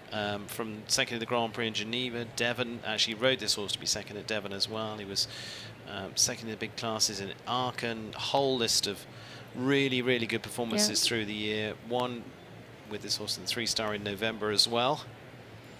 Yeah, Shane has a super group of horses that, like you said, he can really pick and choose when they peak. And this horse had a lot of big results for a 9-year-old last year. Yeah. So I think this year as a 10-year-old with more experience, he's really going to be able to use him as sort of the main horse sometimes. That's too Just bad. flattens off in Yeah. there. But again, and we're probably going to be harping on about this for a few weeks yet. He's going, well, they've only just they're Only 9, just started, but, yeah. You know, it's 9, and although we've turned the clock over, most of them Yeah. are still basically 9. Right. And I think we get a little desensitized. We see all these younger horses doing so well, which is fantastic. But like you said, 9 is still quite young for Yeah. a top-level Grand Prix horse. But it's interesting now, and especially at the end of last year, and you get to the end of the year of how many 9-year-olds are coming out in big Yeah. classes now. Yep.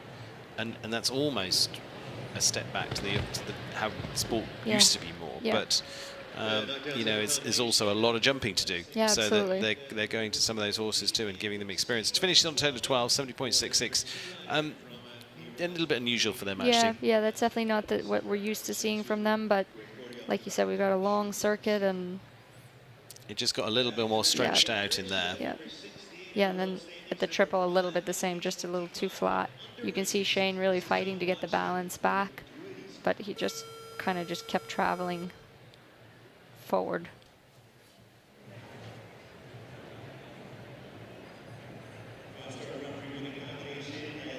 Talking of success, there's the #1 spot in London for this man. He won the London Grand Prix on this horse, 20-year-old Tom Watchman.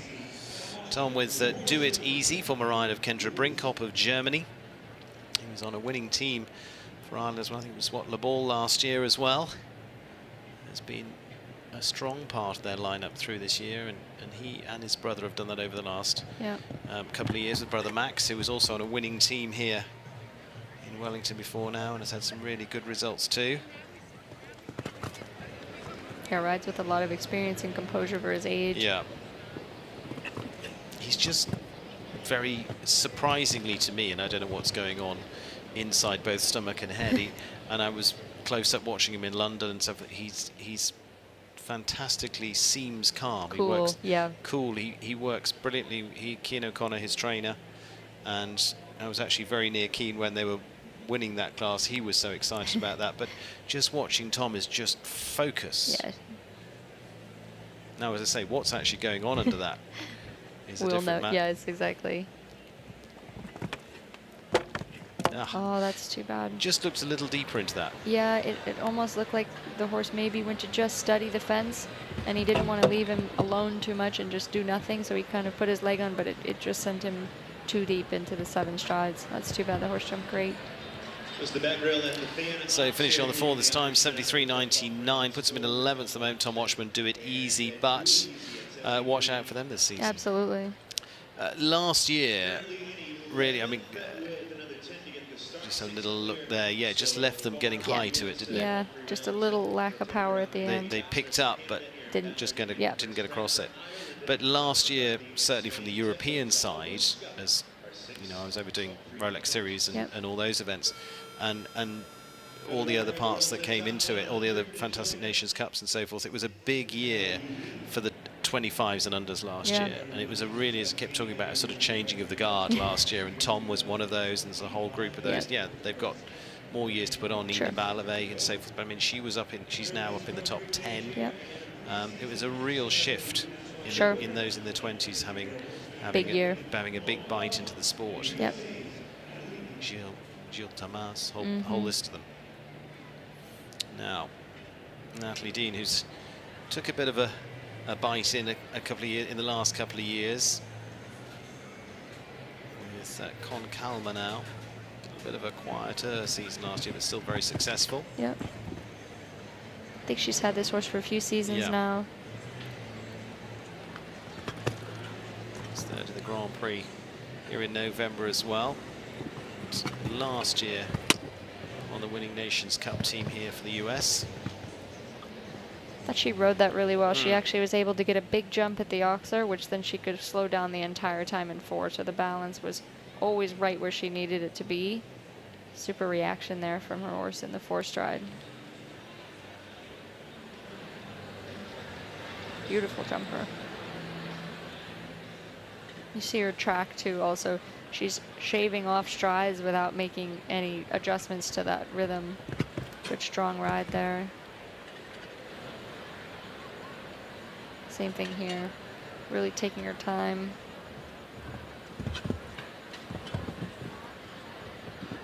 Super for the triple. Looking good. Really nice round. Lovely round there for Natalie Dean.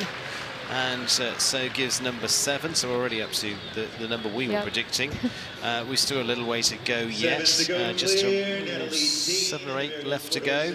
Natalie Dean and Con Calma looking calm. Yeah, they did that easy. The horse jumped a super round.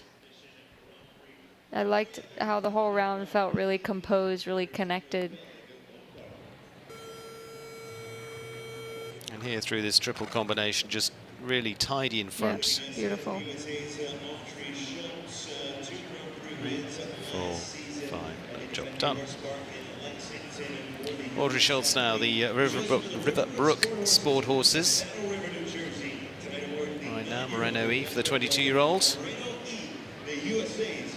So past a young rider, silver medalist.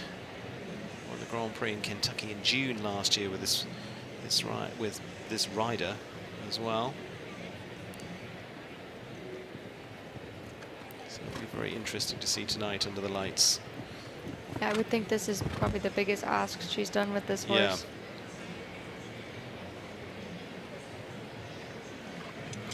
Like you said, that the calendar turned, but these horses are really probably still more on the lines of 8 than 9, but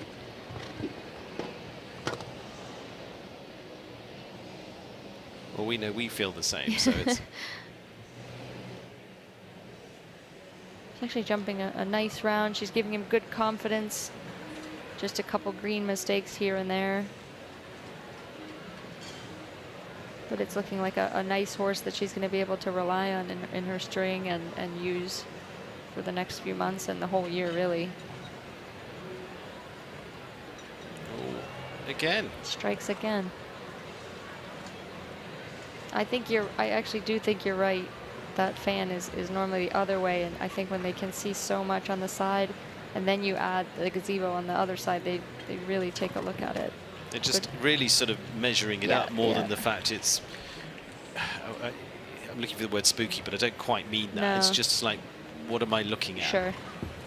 But again, it's a fence that's in on a regular basis. It's not... No, it's not new. We're not sort of going, oh, that's a big surprise. Right. Or not a big surprise. It's more of a surprise to us it's such a problem. 16 jumping 16 time, 93.37 there for Audrey Schultz and Moreno E. But otherwise, and actually, I don't think your score reflected the quality of the round. Actually, I thought she had a pretty nice round. Like you said, the little circle, and then he just hopped it, and they continued on, no problem.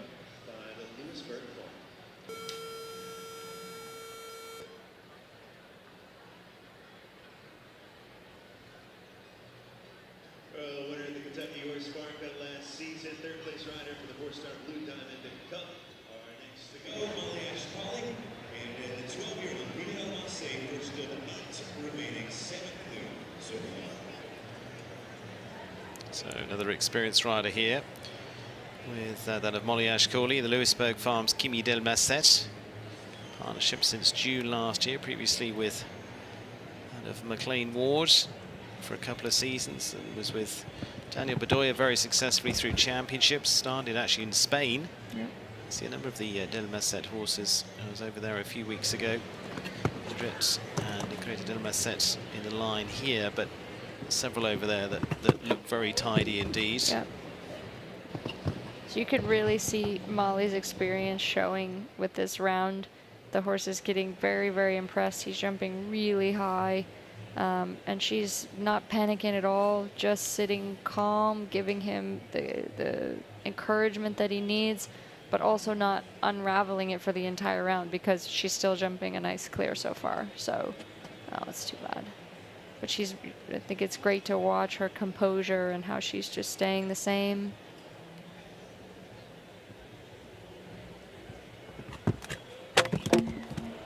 He's just getting a little bit too impressed and then not going across.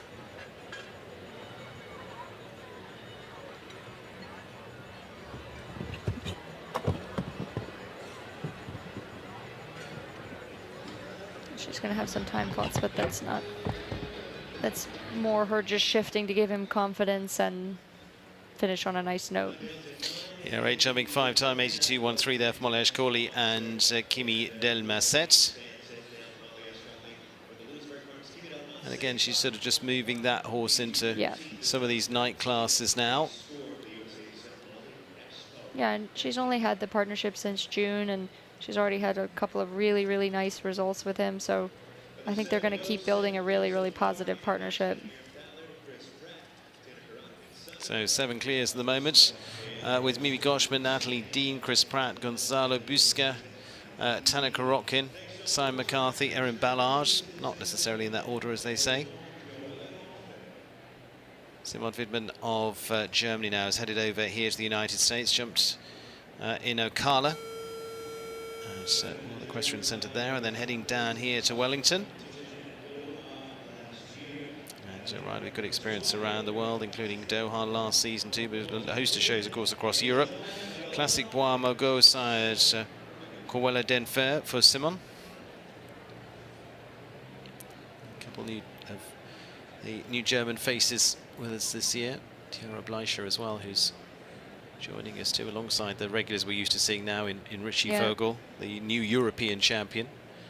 It's great to see new riders every year coming. Yeah. Christian Kukuk, of course, a twice winner now, back-to-back of the Rolex Grand Prix. I'm not sure they like seeing him so often, the Olympic champion. Well, they'll be very interested to see this season because Checker is he's now moved on. Yep. That's something we'll talk about later in the year, and so Checker has stayed with the Beerbaum stables. He's going to have new other horses to ride. Yep.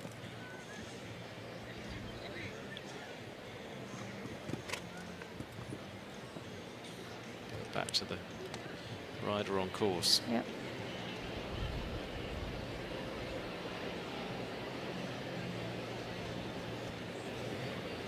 Yeah, I'm not as familiar with Simon, but he's doing a super nice job of just giving the horse a nice positive ride, keeping the balance organized.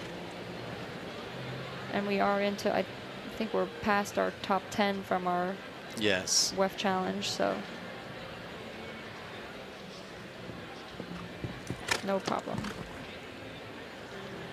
I also find it interesting with that jump, it's really one or the other. The ones that look at it really look at it, and the other ones pay really no attention to it. Oh, that's too bad. Looked like it might roll back the other way for a second, but shoot. We can only wish. Yeah. Finishing on the 473.72, just in the money in 11th place at the moment there for Simon Widman of Germany. That was too bad. It was really just a little drift off the end there, wasn't it? And you could see him sit up, and maybe he didn't get his body back in time. Yeah. Well, it looked more of a drift off from a little bit firmer, and seeing it from a different angle. Yeah. Just gave that one stage. That one just gave it a little bit of a spin. Yeah.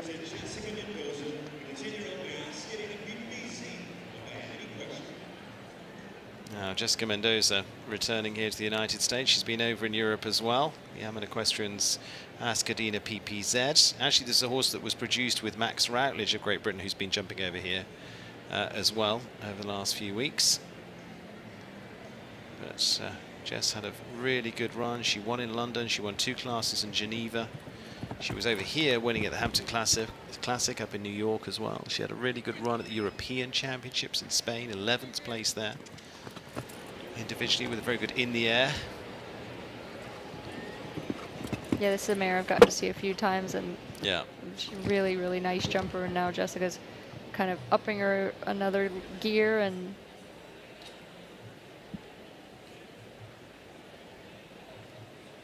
great reaction there. Just like you said, maybe got caught out just turning a little bit, going to the next jump already. I mean, when you think about that and how you do that, it is such a hard sport to do. It's like, oh, I was going over that fence, I was thinking about the next fence, and so of course I was thinking about it, and it started to happen. The momentum happens. The level of perfection needed is Astounding. What keeps us coming back the next day? Yeah. I'm not sure what the word is for that, but it's There is a word. There is a word. But I think it's sport, Yes, so that's fine. agreed.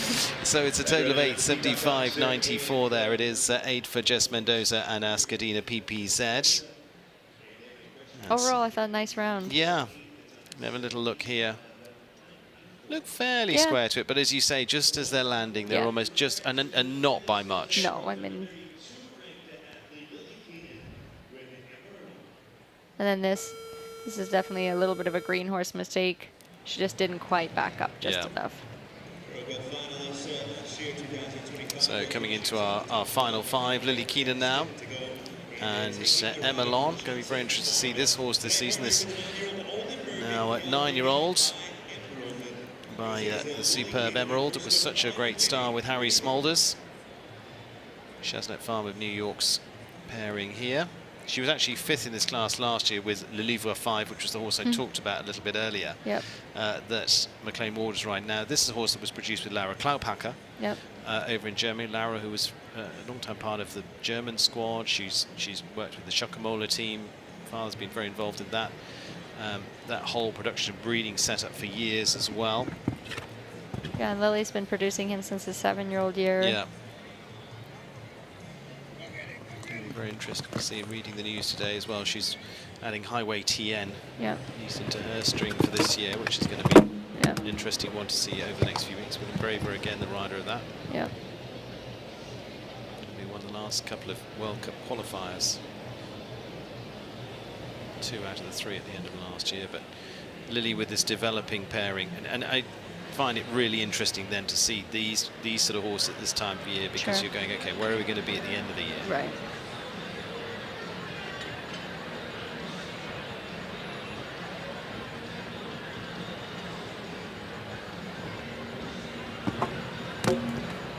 Yeah, it looks like they're just searching a little bit for the right balance.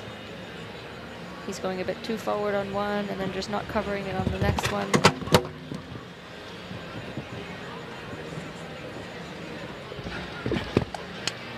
Definitely a lot to learn from that round. And exactly what we talked about, in that it's a real sprinkling of different levels of talent in here as well. For this horse, this is just the start of the chapter for the year. There might be a winning combination here that is their big win of the season. Right. That's sort of the end of the peak of it. This is very much the starting gate. Yep, absolutely.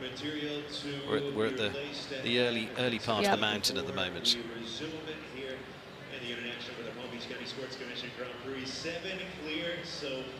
Really good year for Lily last year as well, from the Nations Cup wins in Aachen and Rome. Now into the latter part now, and Marilyn Little, who's also past gold medalist in Pan Ams and eventing as well, but has turned her hand to show jumping for quite some time now. Very, very successfully. Was on a winning Nations Cup in July last year for the US team. Won the Grand Prix there at Caledon too, up in Canada. But a string of wins as well throughout the US with La Contessa. This was one of the 5 to watch as well. I'm just going to throw that in the mix. Just a little, just drop that in there. Yeah, we've got 7 clears at the moment. We've got 4 left to go, but like you say, we're going to our strongest 4, 5. We're going in reverse order of that Grand Prix qualifier back on Thursday. So we'll be finishing with Nina Malavey.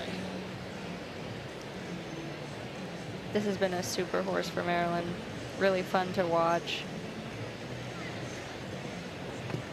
She's a lovely expression, and she's a beautiful jumper.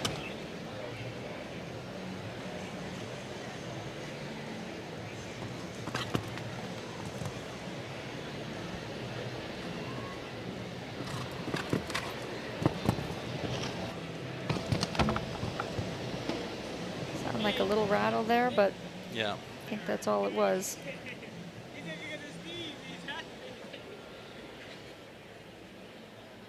See her experience there. She got a little deeper than she wanted at the plank. The horse made a great move to get away from it, but made the 4 long, so she landed and really said, okay, ride right up to it, and the mare jumped super.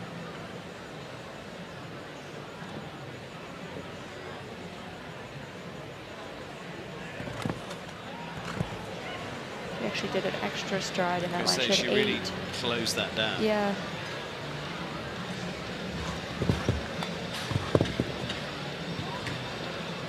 The mare was super there. And again, she's got time to play with. Yeah, that was great. Well, we're not wrong on the riders to Nope. watch. If we throw enough darts at the board, we hit a few. We'll get a few of We'll them. get maybe a bullseye in there. We'll see. Marilyn Little gives us the 8th clear. We didn't quite hit it on the number of No. clears. We were on 7, but we're not going to We're be not too far bad. away. There we go. As well, Canada, USA's got Marilyn Little now. Our I think she's also not just one to watch, but I think she's also one to watch in the jump off. I would be quite Yeah. high, and I was when I was looking at the riders to watch that she would be one to probably pick this off. But that's very easy for me to say now that she's gone clear. Yeah. But that was You knew it, I knew it. that was some of my thinking, Yeah. and I'm not just retro trying to fit it to look smart. I knew it. It's easy if you do it that way, Yeah. right? Yeah. When they jump clear, Yeah, I called it. I called it. I knew that in my mind 3 hours ago. Yeah. None of you could check it. But. Now, interestingly, our final 3 features 2 lady riders in the world's top 10 as well. Great to see that. To Laura Crouch and Nina Malave. And a young star that I wouldn't bet against being a part of that top 10 one day as well, with Olivia Sweetenham in the middle. But Laura Crouch, St Bride's Farms Dorado 212. And this has been a wonderful horse for her as well. To Pan Am's also was, of course, 3rd in the qualifier here. Jumped in the Nations Cup in Ocala last year on that winning team there. League of Nations. Yeah, Dorado with his signature beautiful, exuberant jumping style. Like you said, he's been a super horse in her string that she can really rely on. And again, I mean, last year for her was an amazing year. And she really does have the luxury with super owners and a great team that she can pick and choose the classes and the shows that are right for each horse. And like you said, she had an amazing year last year, and each horse really had success, which is a good testament to her planning and her team. Talk a little about that in WEF Weekly this week. Just to remind you, 5 o'clock each Wednesday, WEF Weekly. You can tune into that for our panel show as well. Just has that down, unfortunately. You could hear Laura, even A and B, using her voice saying whoa, and it just didn't quite back up enough. Just finished on the 4:75.02 for Laura Crouch and Dorado 212, leaving us 2 left to go. Let's have another look down here. Kelly, what do you think? Yeah, you can see, you know, Dorado is a very forward horse, and, you know, you could hear her saying whoa, and it just didn't quite happen in time, and he just ran out of room at C. But the rest, he looks super, like you said, fresh and ready for a big season. Certainly is. So, Laura, again, don't bet against her this season. She's won plenty of Grand Prix here in Wellington. Olivia Sweetenham now, just 17 years of age, so just starting to come into these classes, actually, with this lovely horse in Epic that came from the Tysons, actually bred from the Billy stud by Billy Mexico. Is now 11-year-old gelding. And for Olivia, daughter of Shane, who went a little earlier on, Shane and Ali, and now Sweet Oak and Monica Preston's Epic, and it's been, well, it was an epic year for her last year as well. Won the medal finals, won at Washington. It was 2nd in the WEF here, that's on the route. Yep. But individual bronze at Young Riders. But unfortunately not picking, but again, it's last year she's really started to step up. She was in Geneva for the U25s. Yeah, and like you said, big atmosphere tonight. Maybe looked like she was thinking one more stride, and he had his sights set on one less. But again, this is all experience. You can't really sit down with the horse afterwards with the course plan and go, this is what I was thinking. What were you thinking? You weren't thinking the same thing. No. I mean, but I'm going to be serious now and say this has been a lovely horse for her. I watched them in Geneva as well. It's been a lovely partnership, but she is a very nice pilot to watch as well. Yeah, and she's keeping good composure. There's still a lot to learn from this round and experience to be gained. And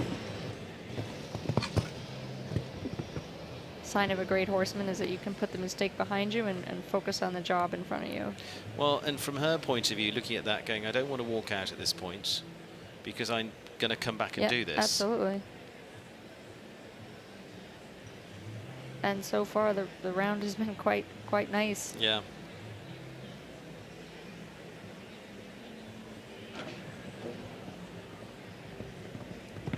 Good strong ride to that jump. Now it just needs to organize a little and just slow it down. Nice.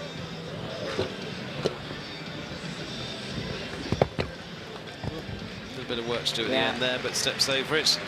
12 jumping 2-time, gets a good round of applause from the crowd as well, saying, okay, well done. Maybe a Sweetenham and Epic. I think actually, job done. Yeah, I think obviously you have in your mind the expectation you see. She was just, he saw one less, she was thinking one more, but I love that she just gave him a little pat, made a circle, and finished said, the okay. course. Yeah. Yeah. She's number 8 in the world standings and the number 1. All right, so one more, and I don't think we were so far off. I think We're we're on at 8. Okay. I still count 7 to 9 as a win. This is Nina Malovey with Also based on law of averages, we were going to be somewhere. True. Yeah. It's called hedging your bets. Top 25. 25-year-old rider tops the world rankings for the under 25s, Nina Malovey, but more importantly is now up in the top 10 in the world, world number 8. Destined to be for the Rain family. Won the qualifier. She won the Grand Prix in Brussels, the Stevex Masters in the Rolex Series last year. She won classes in Aachen. She won all across Europe. She won all across America. She had the year to remember, but deserved every bit of it. Yeah. Very hard worker. She's been bringing this horse up. They bought this horse from David Blake and Amanda Derbyshire at the end of its 7-year-old year. And he's been a really cool horse to watch. Like, he's got a lot of ability. You saw it in the jump off on Thursday. Yeah. He's just so athletic and quick across the ground. Won in Toronto together.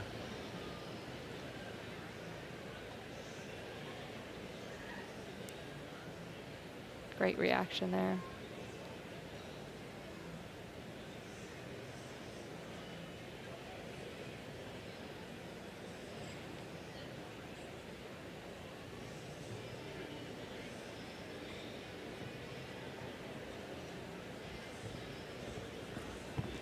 No problem. Really nice.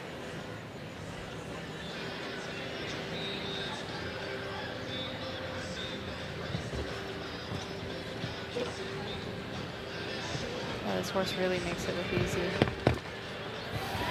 Yeah, really nicely done and not unexpected. It is number 9, Nina Malovey, and it will be the last to go in the first round there. Nina with Destined to Be.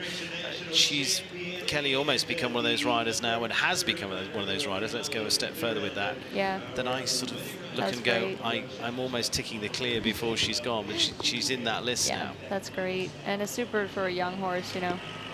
That's probably one of his first bigger classes, and he did it easy. Yeah, did a very nice job. So it's 9 returning for the jump off of this $140,000 Palm Beach County Sports Commission Grand Prix here this evening as well. The lineup grew as we expected, a little bit more than we maybe predicted.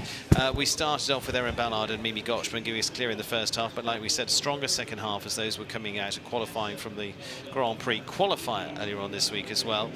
And so we see Simon McCarthy added to the list, Tanaka Rockin, Gonzalo Busca very swiftly came back to back of that list. That's 6 of them, 9 of them in total as well. So we finished up with Natalie Dean, Marilyn Little and Nina Malovey as the completing group on the 9 there as well. So 3 more to add to that list as well. And it is going to be back in a few moments' time as we get ready for that jump off.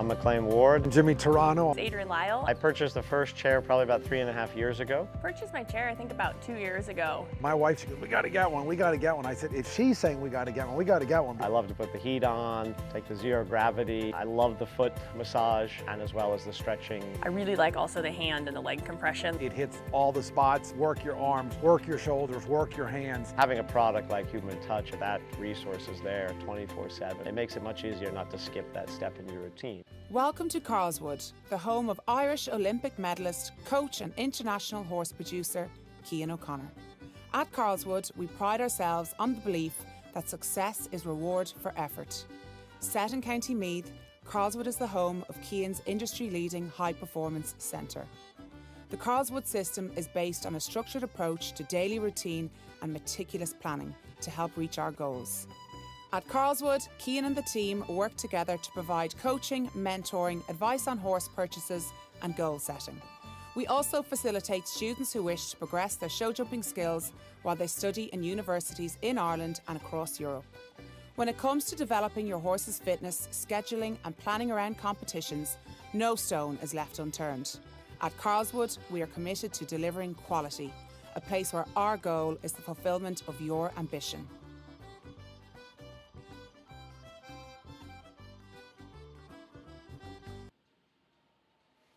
Well, joining us back in the arena, there's a lot of dancing going on because it is country western night. They're getting in the theme, getting in the mood, and I don't know what that's going to say about all of that. It's great fun to see, though. Great to see the crowd getting involved. Lovely fun entertainment, taking it up a notch as well. Those are the clears that we have. 9 of them going into the jump-off as well. I won't be joining that lineup because I just don't have the rhythm and balance and effectiveness to do that one. But they are much more in coordination. And in coordination were our 9 clears. Let's have a look at a few of those that are going through to that jump-off as well, as they had perfect coordination around the course. Kelly Cruciotti van der Veen alongside me. Kelly, Mimi Gotchman giving us the first. Yeah, she really showed us the way to do it and set the path for the other 8 to follow. I think it's going to be a very exciting jump off and a very quick one. So Mimi will start us off, the 21-year-old, to take us into the jump on. I think we're going to have a very different complexion on the class with what's coming up. Erin Ballard, second of the list with De Fleur. Now, this is where she needs to use the sort of whole big strides in a different way, isn't it? Yeah, absolutely. She can use that big stride to cover a lot of ground and do less strides than the other horses. Where Chris Broad is riding a much different type of horse, a much quicker horse, but he doesn't have quite the same stride. So Tana Karotkin, Kinmar quality hero. Yeah, this jump off is a great mix of types of horses, so it'll be fun to watch. And Simon McCarthy came into that list as well after Tana. Tana coming home. There's Simon McCarthy and Leonardo S. And again, 1 or 2 of these a little less experienced at going under the lights like this. So again, they're going to see how cautious, how much they throw caution to the wind with it. Yeah, I think everybody has their own strategy and plan going in, but most of these riders are super experienced and very competitive, so they'll have a plan with their team and execute it, best way possible. And that plan maybe could change if you go a little later in the jump off. Natalie Dean, Con Calma for the Marigold Sport Horses, the Super Grey. She may chance a little bit more going into this jump off. Came through the triple combination, one of the best we saw. Yeah. And then on to one of our 5 to watch. In fact, our final 2 are out of the 5 to watch, which Mara Little first, those with La Contessa. And then finally it'll be Nina Malave. But I think Marilyn Little will have a lot of speed in there. But Nina Malave going last is a danger to all of them. Sure. I think Marilyn has a little bit, maybe on paper, the advantage of just her horse's experience level. But like you said, never count them out. And going last in the jump off is the ideal place. So Nina will know exactly what she needs to do. So our first big Grand Prix of the season kicks off with a lot of flags in there. France going to be the last flag to fly. We will be back in a few moments' time because we're getting ready for the jump off here. That's the lineup coming up for you. We'll be back in a minute or 2, ready before the jump off for this $140,000 Palm Beach County Sports Commission Grand Prix here tonight in Wellington.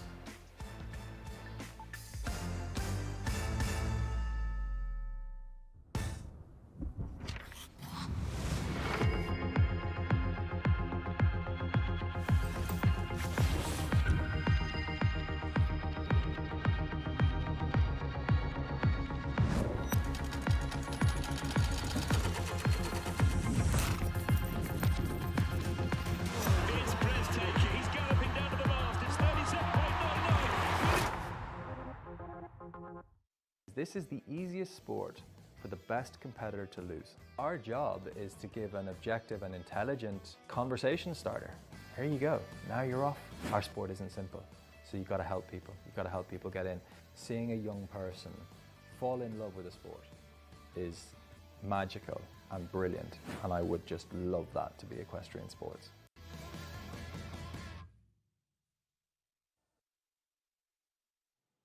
Your horse takes priority.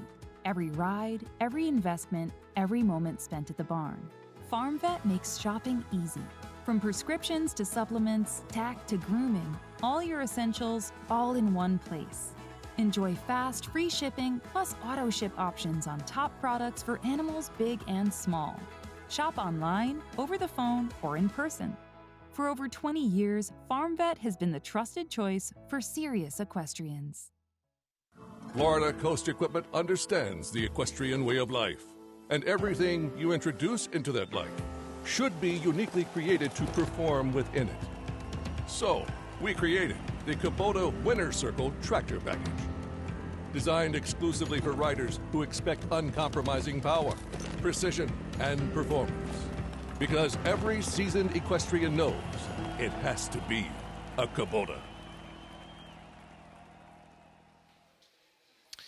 Welcome back under the lights here in Wellington in southern Florida, and looking forward to the showdown for $140,000 Palm Beach Sports Commission Grand Prix here tonight. Starting lineup, starting Grand Prix of the season. Looking forward to this. Under the Bridge, and our Fidelity Investments course animation as well takes you around the course, starting over new fence 15, vertical this time to start them off. They go right up the arena to fence 11 then, that's to the fans, and there to 12 A and B, two parts of what was the triple combination, and then they go to new fence 16, going alongside the gazebo from there. In fact, they're going 12 A and B, they go 3 and 4 to 16 after that, so 3 and 4 back to the wall, and then across the centre to 16 to the Renaissance fence at that point, and then finally down to what was the last fence, fence 13 to complete. So plenty of crossing the arena back and forth over there as well,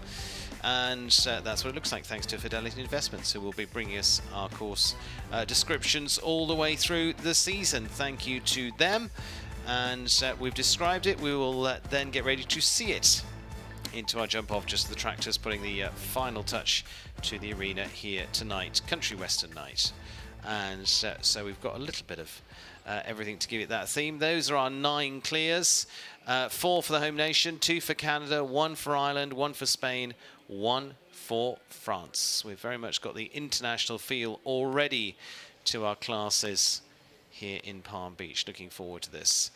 So who will get carried away as the winner? We will see. Alongside me, Kelly Cruciotti van der Veen to look at this lineup. We've given a little of what we think. And basically, I think I know. Don't even think this. I know this. It will go down to Nina Malavey and what she does. At the very end here. But I just feel Marilyn Little will be the one to really put the pressure on. Yeah, I think obviously, like you said, advantages towards the end. But I think the early ones could put some decent pressure on them. When you go first, second, or third, you really just ride your plan, what's best for your horse, and see what happens after that. Seeing the route of the jump off there, what do you think? I definitely think horses with a big stride will have an advantage. You know, big mover, there's a lot of ground to cover.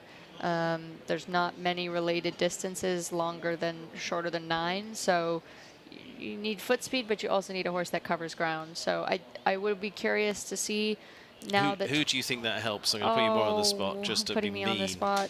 I do think it helps Erin Ballard a lot. I think she's definitely a gutsy rider. She definitely knows how to win a class, and coupled with a horse that has a massive stride, she's going to go all out and let the other ones chase her. So I'll be curious to see how the turn to 12 AB rides in the jump off, because we talked about that a lot in the first round.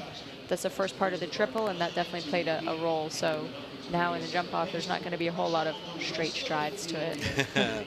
Well, starting off as our first straight shooter as part of Country Western Night is Mimi Gotchman, the 21-year-old, to take us into the jump off. Good luck to her. And this is Lumiere BH looking to light it up tonight. Our trailblazer in tonight's Palm Beach County Sports Commission $140,000 three-star Grand Prix. Set to run. This one will make the mark.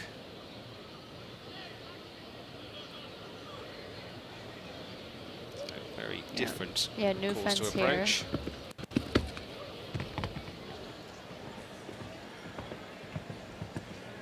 There's the 9 strides there.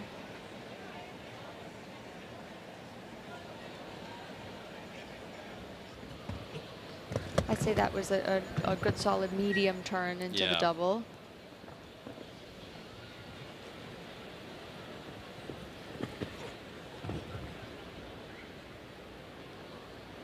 So far to me, this seems like a really smart jump off. She's pushing it a little bit, but she's not taking any unnecessary risks. She wants that double clear. Really well done. Job done. Double clear. 43, 46 for Mimi Gotchman and Mimi EBH, but yeah, I'd agree with you. It's a good mid-pace. Yeah, I think it's you guaranteed yourself a nice double clear round. You put a little bit of pressure on. I definitely think they'll go faster, but I think she'll end up with a nice piece of it. So. Absolutely. Certainly wasn't slow. No, definitely but, not. It wasn't as risky a round as you might expect for a winning round. Yeah, absolutely. And like you said, you never know the plans for that horse later, so maybe the object tonight was to build. It's week one. Yeah, so job well done. Erin Ballard now, and Lanfeda's De Flor Z Santa Rosa now for the pair that went very well out in Calgary in June. Again, just returning to action. So I think Mimi did 9 up the first line. I think Erin will try to get 8. Yeah. If I had to guess.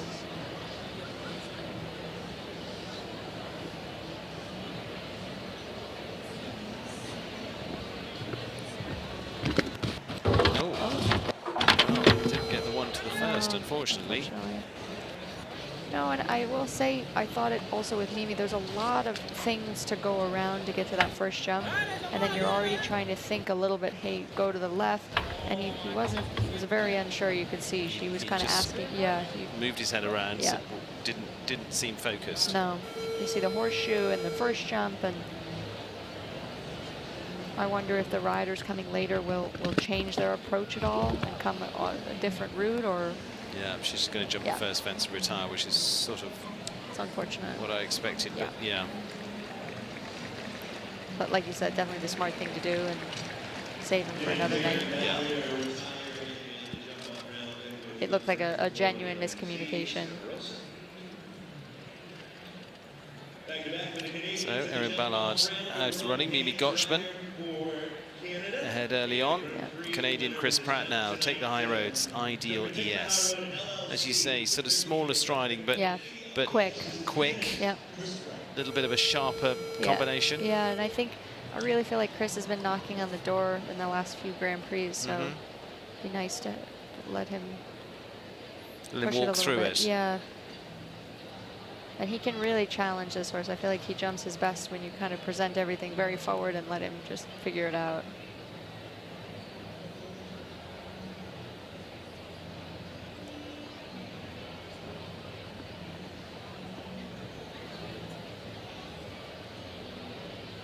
So same approach as everybody so far.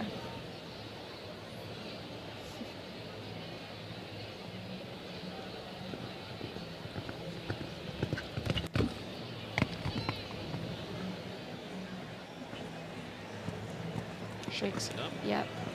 So we did one more stride than Mimi, but probably about the same tempo. He really needs to go. Yeah.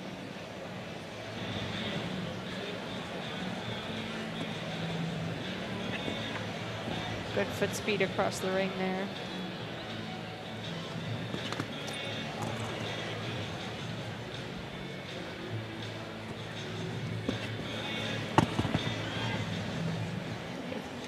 Definitely up. Time-wise, 43.46 to beat, and so 43.66, and so 2/100ths of a second just behind that for Chris Pratt and Ideal ES. Mimi Gotchman stays in front. Two good rounds, but neither lightning. Yeah, agreed. And you know, like I thought, there's a lot of ground out there to cover, and I think Mimi's round was really smart because she used her horse's stride to her advantage without taking any big risks. I thought Chris did a great job, but he just didn't quite have the same ground coverage. Tana Karotkin now for the Sandalwood Farms as Kinmar Quality Hero. It's Irish bred gelding for the 24-year-old.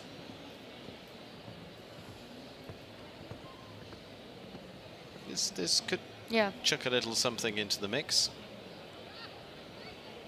This horse has a lot of stride, a lot of blood, so I'll be curious to see Tanner's plan of how he maneuvers it. So he came a little bit different than everybody else. He came in between the first jump and there, the horseshoe. Gets the 9 easy.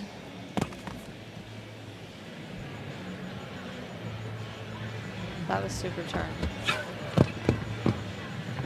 That was nice. Yeah. That was smoother. They kept the curve coming out of the double. I would say this was up. We will see. Definitely. It also, like you said, it feels very smooth. He hasn't really had to take many checks. Yeah, he just felt with that double as well, the way he came out of there was just a little bit, shorter line. Yeah. That's the word I'm looking for, I think. Yeah. Coming home. Nice. Should be ahead Really by a couple of seconds, yeah. 42.77, not quite by a couple of seconds, actually, a little bit tighter than we thought. 42.77, bear in mind, Mimi Gotchman, 43.46. He made up quite a bit early on with smart riding. Yeah. Yeah, I thought 1, 2, 3, 4, I thought it was just super smooth. And then maybe, like you said, did he take the foot off the gas a little? bit steadier on the last couple. You know, he knows his horse, and you know the parameters you're keeping your horse in, where your horse is comfortable and achieve the best, won't you? So Tana Karotkin going ahead at the moment. Kinmar Quality Hero. I'm not going to get too overexcited yet because I feel there's some more pace in the yet. They've been very, very good rounds so far. Not wanting to push those in any way, but they are very good rounds. Might be wrong. Yeah, we could be totally wrong. Simon McCarthy, Cedar Fox's Leonardo S. Yeah, it's hard to tell because I don't think the horse has a ton of experience, how much he'll push it, but they only learn one way, and if he feels like he's in a great form and you sculpt for it and you think you're ready, okay. Yeah, take a shot. You say we're just a little bit more able to be cautious with the first round. It's how much of the break you're going to take off for the second. He again has a big stride. Still does the 9.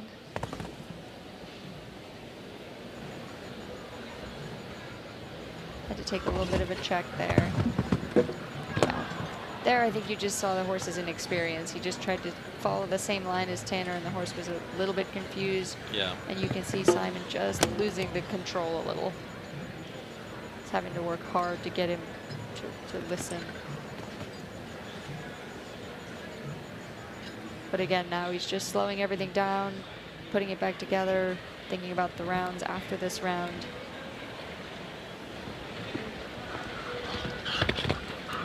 And I think a lot of it is learning how your horse is from the first round to the second round. This might be the first time that a horse like this comes back for a big Grand Prix, and you have to adjust some things. Finish on a total of 8 this time for Simon McCarthy and Leonardo S. So they go a little further down. Tana Karotkin keeps the lead at the moment.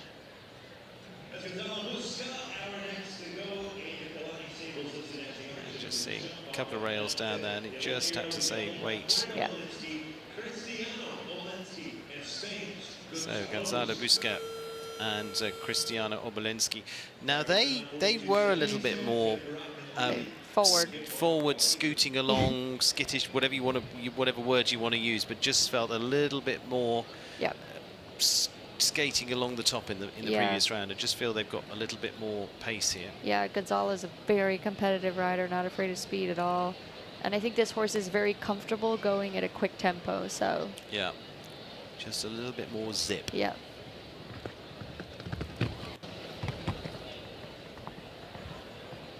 And I think actually this horse not having a ton of stride might help him a little, because the lines will be quite forward for him. Maybe a little wider there. Came out of there. Well, again, was going into that turn, coming out of the double. as they were taking off, Yeah. is what I mean by that. Yeah. The line before set up the line after. That was super. That was very smooth. Maybe shot him out a little, but he's not. He's just going. He's going. I think he's going to be close. It's going to be surprisingly close. He gets a really good tight shot to the last. And he's going to be quicker. 41.70. Gonzalo Busca, Cristiano Obolensky. Now, really interesting to see because he, as you said, has shorter strides. They just felt a lot more. It felt more frenetic. Yeah, I think if you actually watch them side by side, Tanner and him did the same amount of strides from the wall to the Oxer, but Gonzalo was really moving for them. So everything kind of catches up, and also the last line, he landed quicker into the timers. He wasn't holding at the Oxer. That was a really nice round. 3 left to go. Natalie Dean, Marilyn Little, and Nina Malave. Gonzalo Busca now going into the lead for Spain. 41.70. Natalie with Con Calma. For the 26-year-old inside the world's top 100. It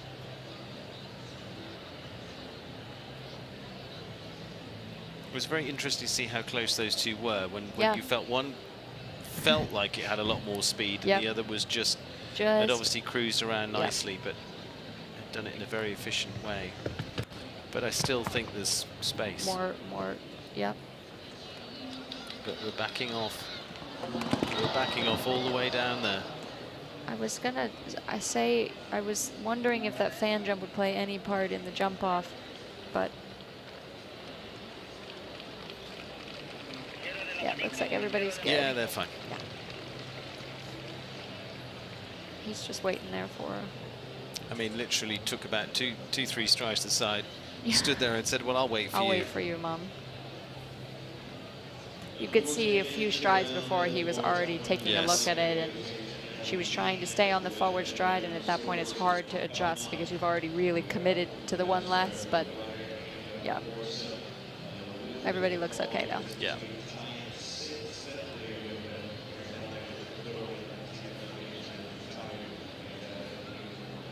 So, two left. 2 left. Marilyn Little and Nina Malave. I feel this is where the real battle starts. Yeah, I think these last 2 are going to be pretty exciting. If anything, I don't think we're going to be saying we didn't think they would go that fast. So I think they're really, both of them are going to take a good shot at it. String of Grand Prix wins. Brave riders going attacking this now, I'm sure, with Marilyn Little. She knows Nina Malave is going to be last as well. She's not going to give anything away either. Be very interesting if Nina started the year with a win as well, because she's pretty well finishing it so successfully. That momentum is so important. Those waves, when you're on it, you just got to keep going. Well, and you almost have to put out of your brain the fact you go, oh, it's a new year. Yeah, it's like, just keep going. Don't think of it as a new chapter. It's just keep going on what you felt. Don't sort of reset. Yeah.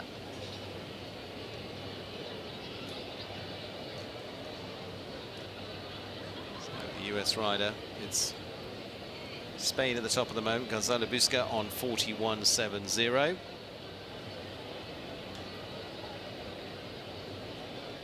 You really see how much when you see how much they're down by the time to beat from the second to the last jump. There's a lot of strides there.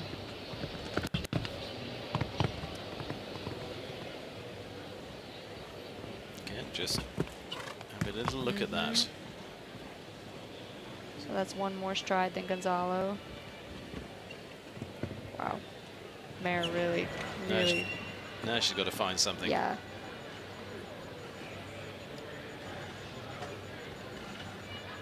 Really going to have to keep pushing. I wouldn't say the strides have showed up perfectly for her. She's had to kind of take a check everywhere. You feel it's been just a little bit backwards right from the start, really. It hasn't been that flow, explosion go. It's still going to be a very good round, and it's going to be close, but I don't think it's not going to be enough. 42.77, just over a second adrift for Marilyn Little and La Contessa, but as I say, you just felt all the way around right from the start. There was just a little bit of... The handbrake. Yeah, and sometimes I feel like as a rider, jump off show up like that. You just don't get on the rhythm that you want, and then all of a sudden you're just taking the second one. No, a little anomaly here. She's equal second. She and Tanaka Rock in exactly the same time. 42.77, so they're both equal second at the moment. So Marilyn Little, Tana Karotkin equal second, Gonzalo Busca in the lead, 41.70. Last to go is the world number 8, the number 1 in the U25 list. Destined to be. She's destined to be very successful at this sport, but she's already proving that. Yeah, sit back and see. Yeah, I mean, be a great way to start the year. Yeah, like you said, she's got tons of experience. The horse is very quick across the ground. He's still relatively young, so you don't know how much she's going to ask of him, but I think she can still be quick and be smooth. Yeah. So I think there's a little shaving off she could do somewhere.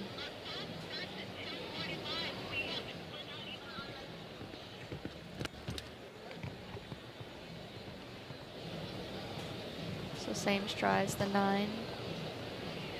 Really tight there.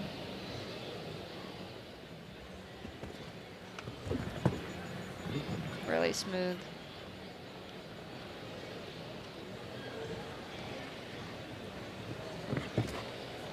Looks good. Yeah, I think this horse is also deceivingly quick. Yeah. Now here's the key. Covers the ground well here. Yeah. She's got 1 to go, and she's looking very good at this. It's going to be closer, but it should be enough. Nina Malafay has the last. Time in hand. She was 2 seconds in hand. 39.60. Yeah. 39.60. She really took a big distance to the off in the center, and then I think she even had a second to just chill. Yeah. But again, I think that's an experienced horse learning, you know, flat out in a jump off. He'll learn to do that.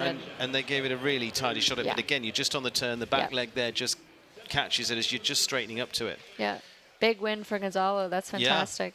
Lovely win. Gonzalo Busca will be our winner of this Palm Beach County Sports Commission Grand Prix. It's a win for Spain with Cristiano Obelinski. Second place to Marilyn Little, La Contessa. We weren't that far away with that one. Tana Karotkin, Kinmar Quality Hero, will also point out we weren't far away with Nina Malabay, because she would have been the winner had she not had the last. But that is the sport. Mimi Gottschman, again, I think we read that fairly well. Got a nice solid round in there with Lumiere BH. Chris Pratt just behind that with Ideally S. Nina Malabay destined to be finishing into 6th place in the end, but just shows a little of what she's going to do during this season as well. Great for Gonzalo. As we say, we just sort of thought they had a bit of pace in there, a bit of speed in there, but it was just a really good rattling along round from them. So that is our top 6 here tonight. Very well done to each of those. And coming up for our presentation of this Palm Beach Sports Commission 3-star Grand Prix tonight. Very well done. Thank you very much for joining us. Remind you, it's been Country Western night here today. Some of the theme nights coming up this year, just for a little bit of a change as well. Lots of changes going to lots of changes here as well. And the next few weeks, family night next week, we've got a national Grand Prix for you there, which is always really pretty fascinating to watch as well. And then we start to really ramp things up. But remember, next week as well, Grand Prix is on the grass, so it'll be on Sunday during the day. So that will be a Sunday during the day affair there as well. So it'll be on the grass Thursday onwards, right the way through down at the grass arena there. But I can also say there's a new beautiful grass arena. Yep. Getting ready and waiting here on this side of the road as well. So looking forward to that. That'll be next season. Yep. Before we really get into that. But lots of things going on here on site here at Wellington International. But coming up is the presentation of the Palm Beach County Sports Commission Grand Prix, and the sportiest, the racing car of the night goes to Gonzalo Busca. Kelly, let's just have a little look between our top 2, Marilyn Little and Gonzalo Busca. Yeah, I just thought Gonzalo's tempo through the whole jump off never changed. He really just found the first distance everywhere. He let his horse's natural stride just carry him, and I thought it was a really fun round to watch. And it was just, I mean, Marilyn now is going forward, but just had that early, as you say, sort of handbrake half on, whether wanted to or not, but it just felt he was going a little more arrow at it. But here they were pretty well. Here was the difference. Yeah, right here. He did one less, and then here he just took the inside track and just kept going. And he got really nice and straight to that final fence as well. Gonzalo Busca taking a look back, and he will be the winner. Very well done happy. to him. Yep, had to wait a few rounds there and sweat it out, knowing of those that he got coming after him. But very well done to Gonzalo, who claims his first Saturday Night Lights Grand Prix here as well. So very well done to him. And Kelly, for you, back busy around the rings tomorrow, I guess? Busy. 7:30 medium amateur classic in the international ring. I'll be there as well, don't worry. But yes, keeping you busy. Lots of horses in, I guess. Yeah, lots of horses, great clients, some horses, exciting horses for myself, so ready for a good circuit. Looking forward to it. Thank you very, very much for everything and joining us here tonight. We'll have different guests with us throughout the season as well. Great to have Kelly back, who's been a regular with us over the last few seasons. Thanks for having me. Appreciate it. So you might be making a reappearance. Yeah, we don't know. But we've got lots of great names coming for you through the season to bring you through our coverage here each Saturday night. And as I say, a little bit of interest. It's a bit of a mix in the early part of the season till we get to week 5, where we go into our first 5-star Grand Prix. Then it all starts coming at us thick and fast with the 5 Stars, Nations Cups, and much more besides. But coming out is our rider who finishes in second there, Marilyn Little, and La Contessa. You can see looking sparkling under the lights here tonight, and joined just behind by Gonzalo Busquet. That'll be Donald Dufresne on behalf of Palm Beach County Tourist Development Council, board member there. TDC liaison to the Palm Beach County Sports Commission Board of Directors as well. Joined by George Linley, Executive Director, Palm Beach County Sports Commission, and Gillian Constable, Sports Event Manager, Palm Beach County Sports Commission as well. But Marilyn Little there receiving the Leading Lady Award. Martha Jolicoeur presenting that each year as well. And so Marilyn Little finishing the best of our lady riders through the 2 qualifiers, through the Grand Prix qualifier and through the Grand Prix itself. And joined there by Dr. Stephen Norton.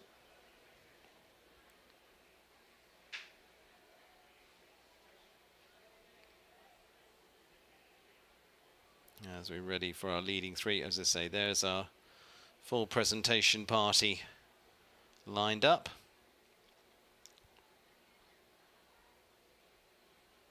Lights, cameras, action ready to go. Plenty of Stetsons and boots around the arena as well, keeping the theme up.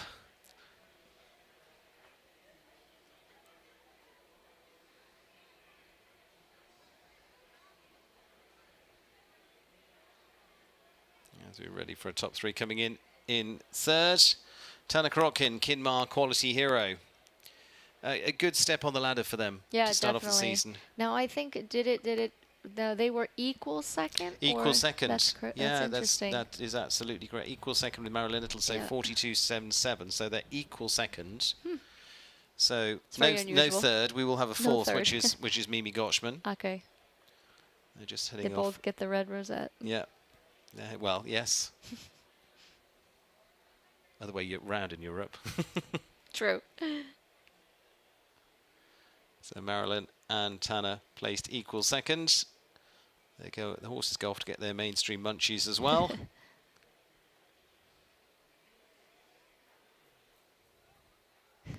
Their favourite part. Yeah, there you go. Let's grab a carrot or two. And then the winner coming in. Spanish combination, Gonzalo Busquet and Cristiano Obolinski will finish the winner. Very well done to them for the Kaleni Stables. Joined by the team there as well. Quite rightly so, winners of this Palm Beach Sports Commission Grand Prix. As you can see, palmbeachsports.com. Oop. Oh, no. Well, thankfully that was the only fence they had down all night.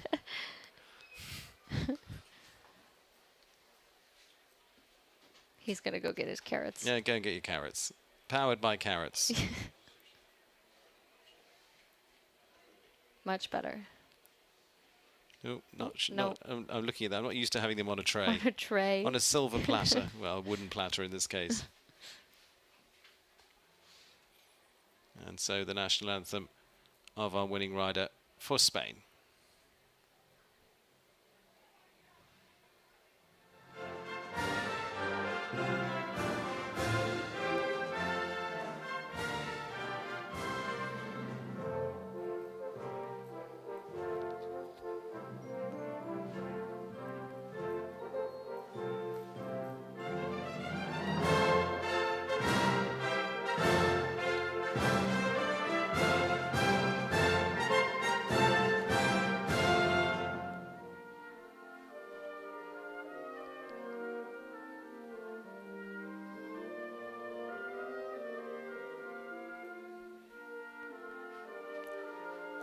So there on the completion of the anthem, hats back on, ready to go. Kelly, interesting Grand Prix to start the season. Yeah, very interesting, very exciting in my opinion. A lot of super combinations that we've seen before and some that we haven't seen at all. So I think it's going to be fun to watch and keep track of them. And yeah, I thought it was a super night of show jumping. And I feel some of those combinations are going to be playing a big part in our coming weeks. Yes. But as I say, then there'll be a sort of changing of the guard into the big 5 stars as well. But we will see. Yeah.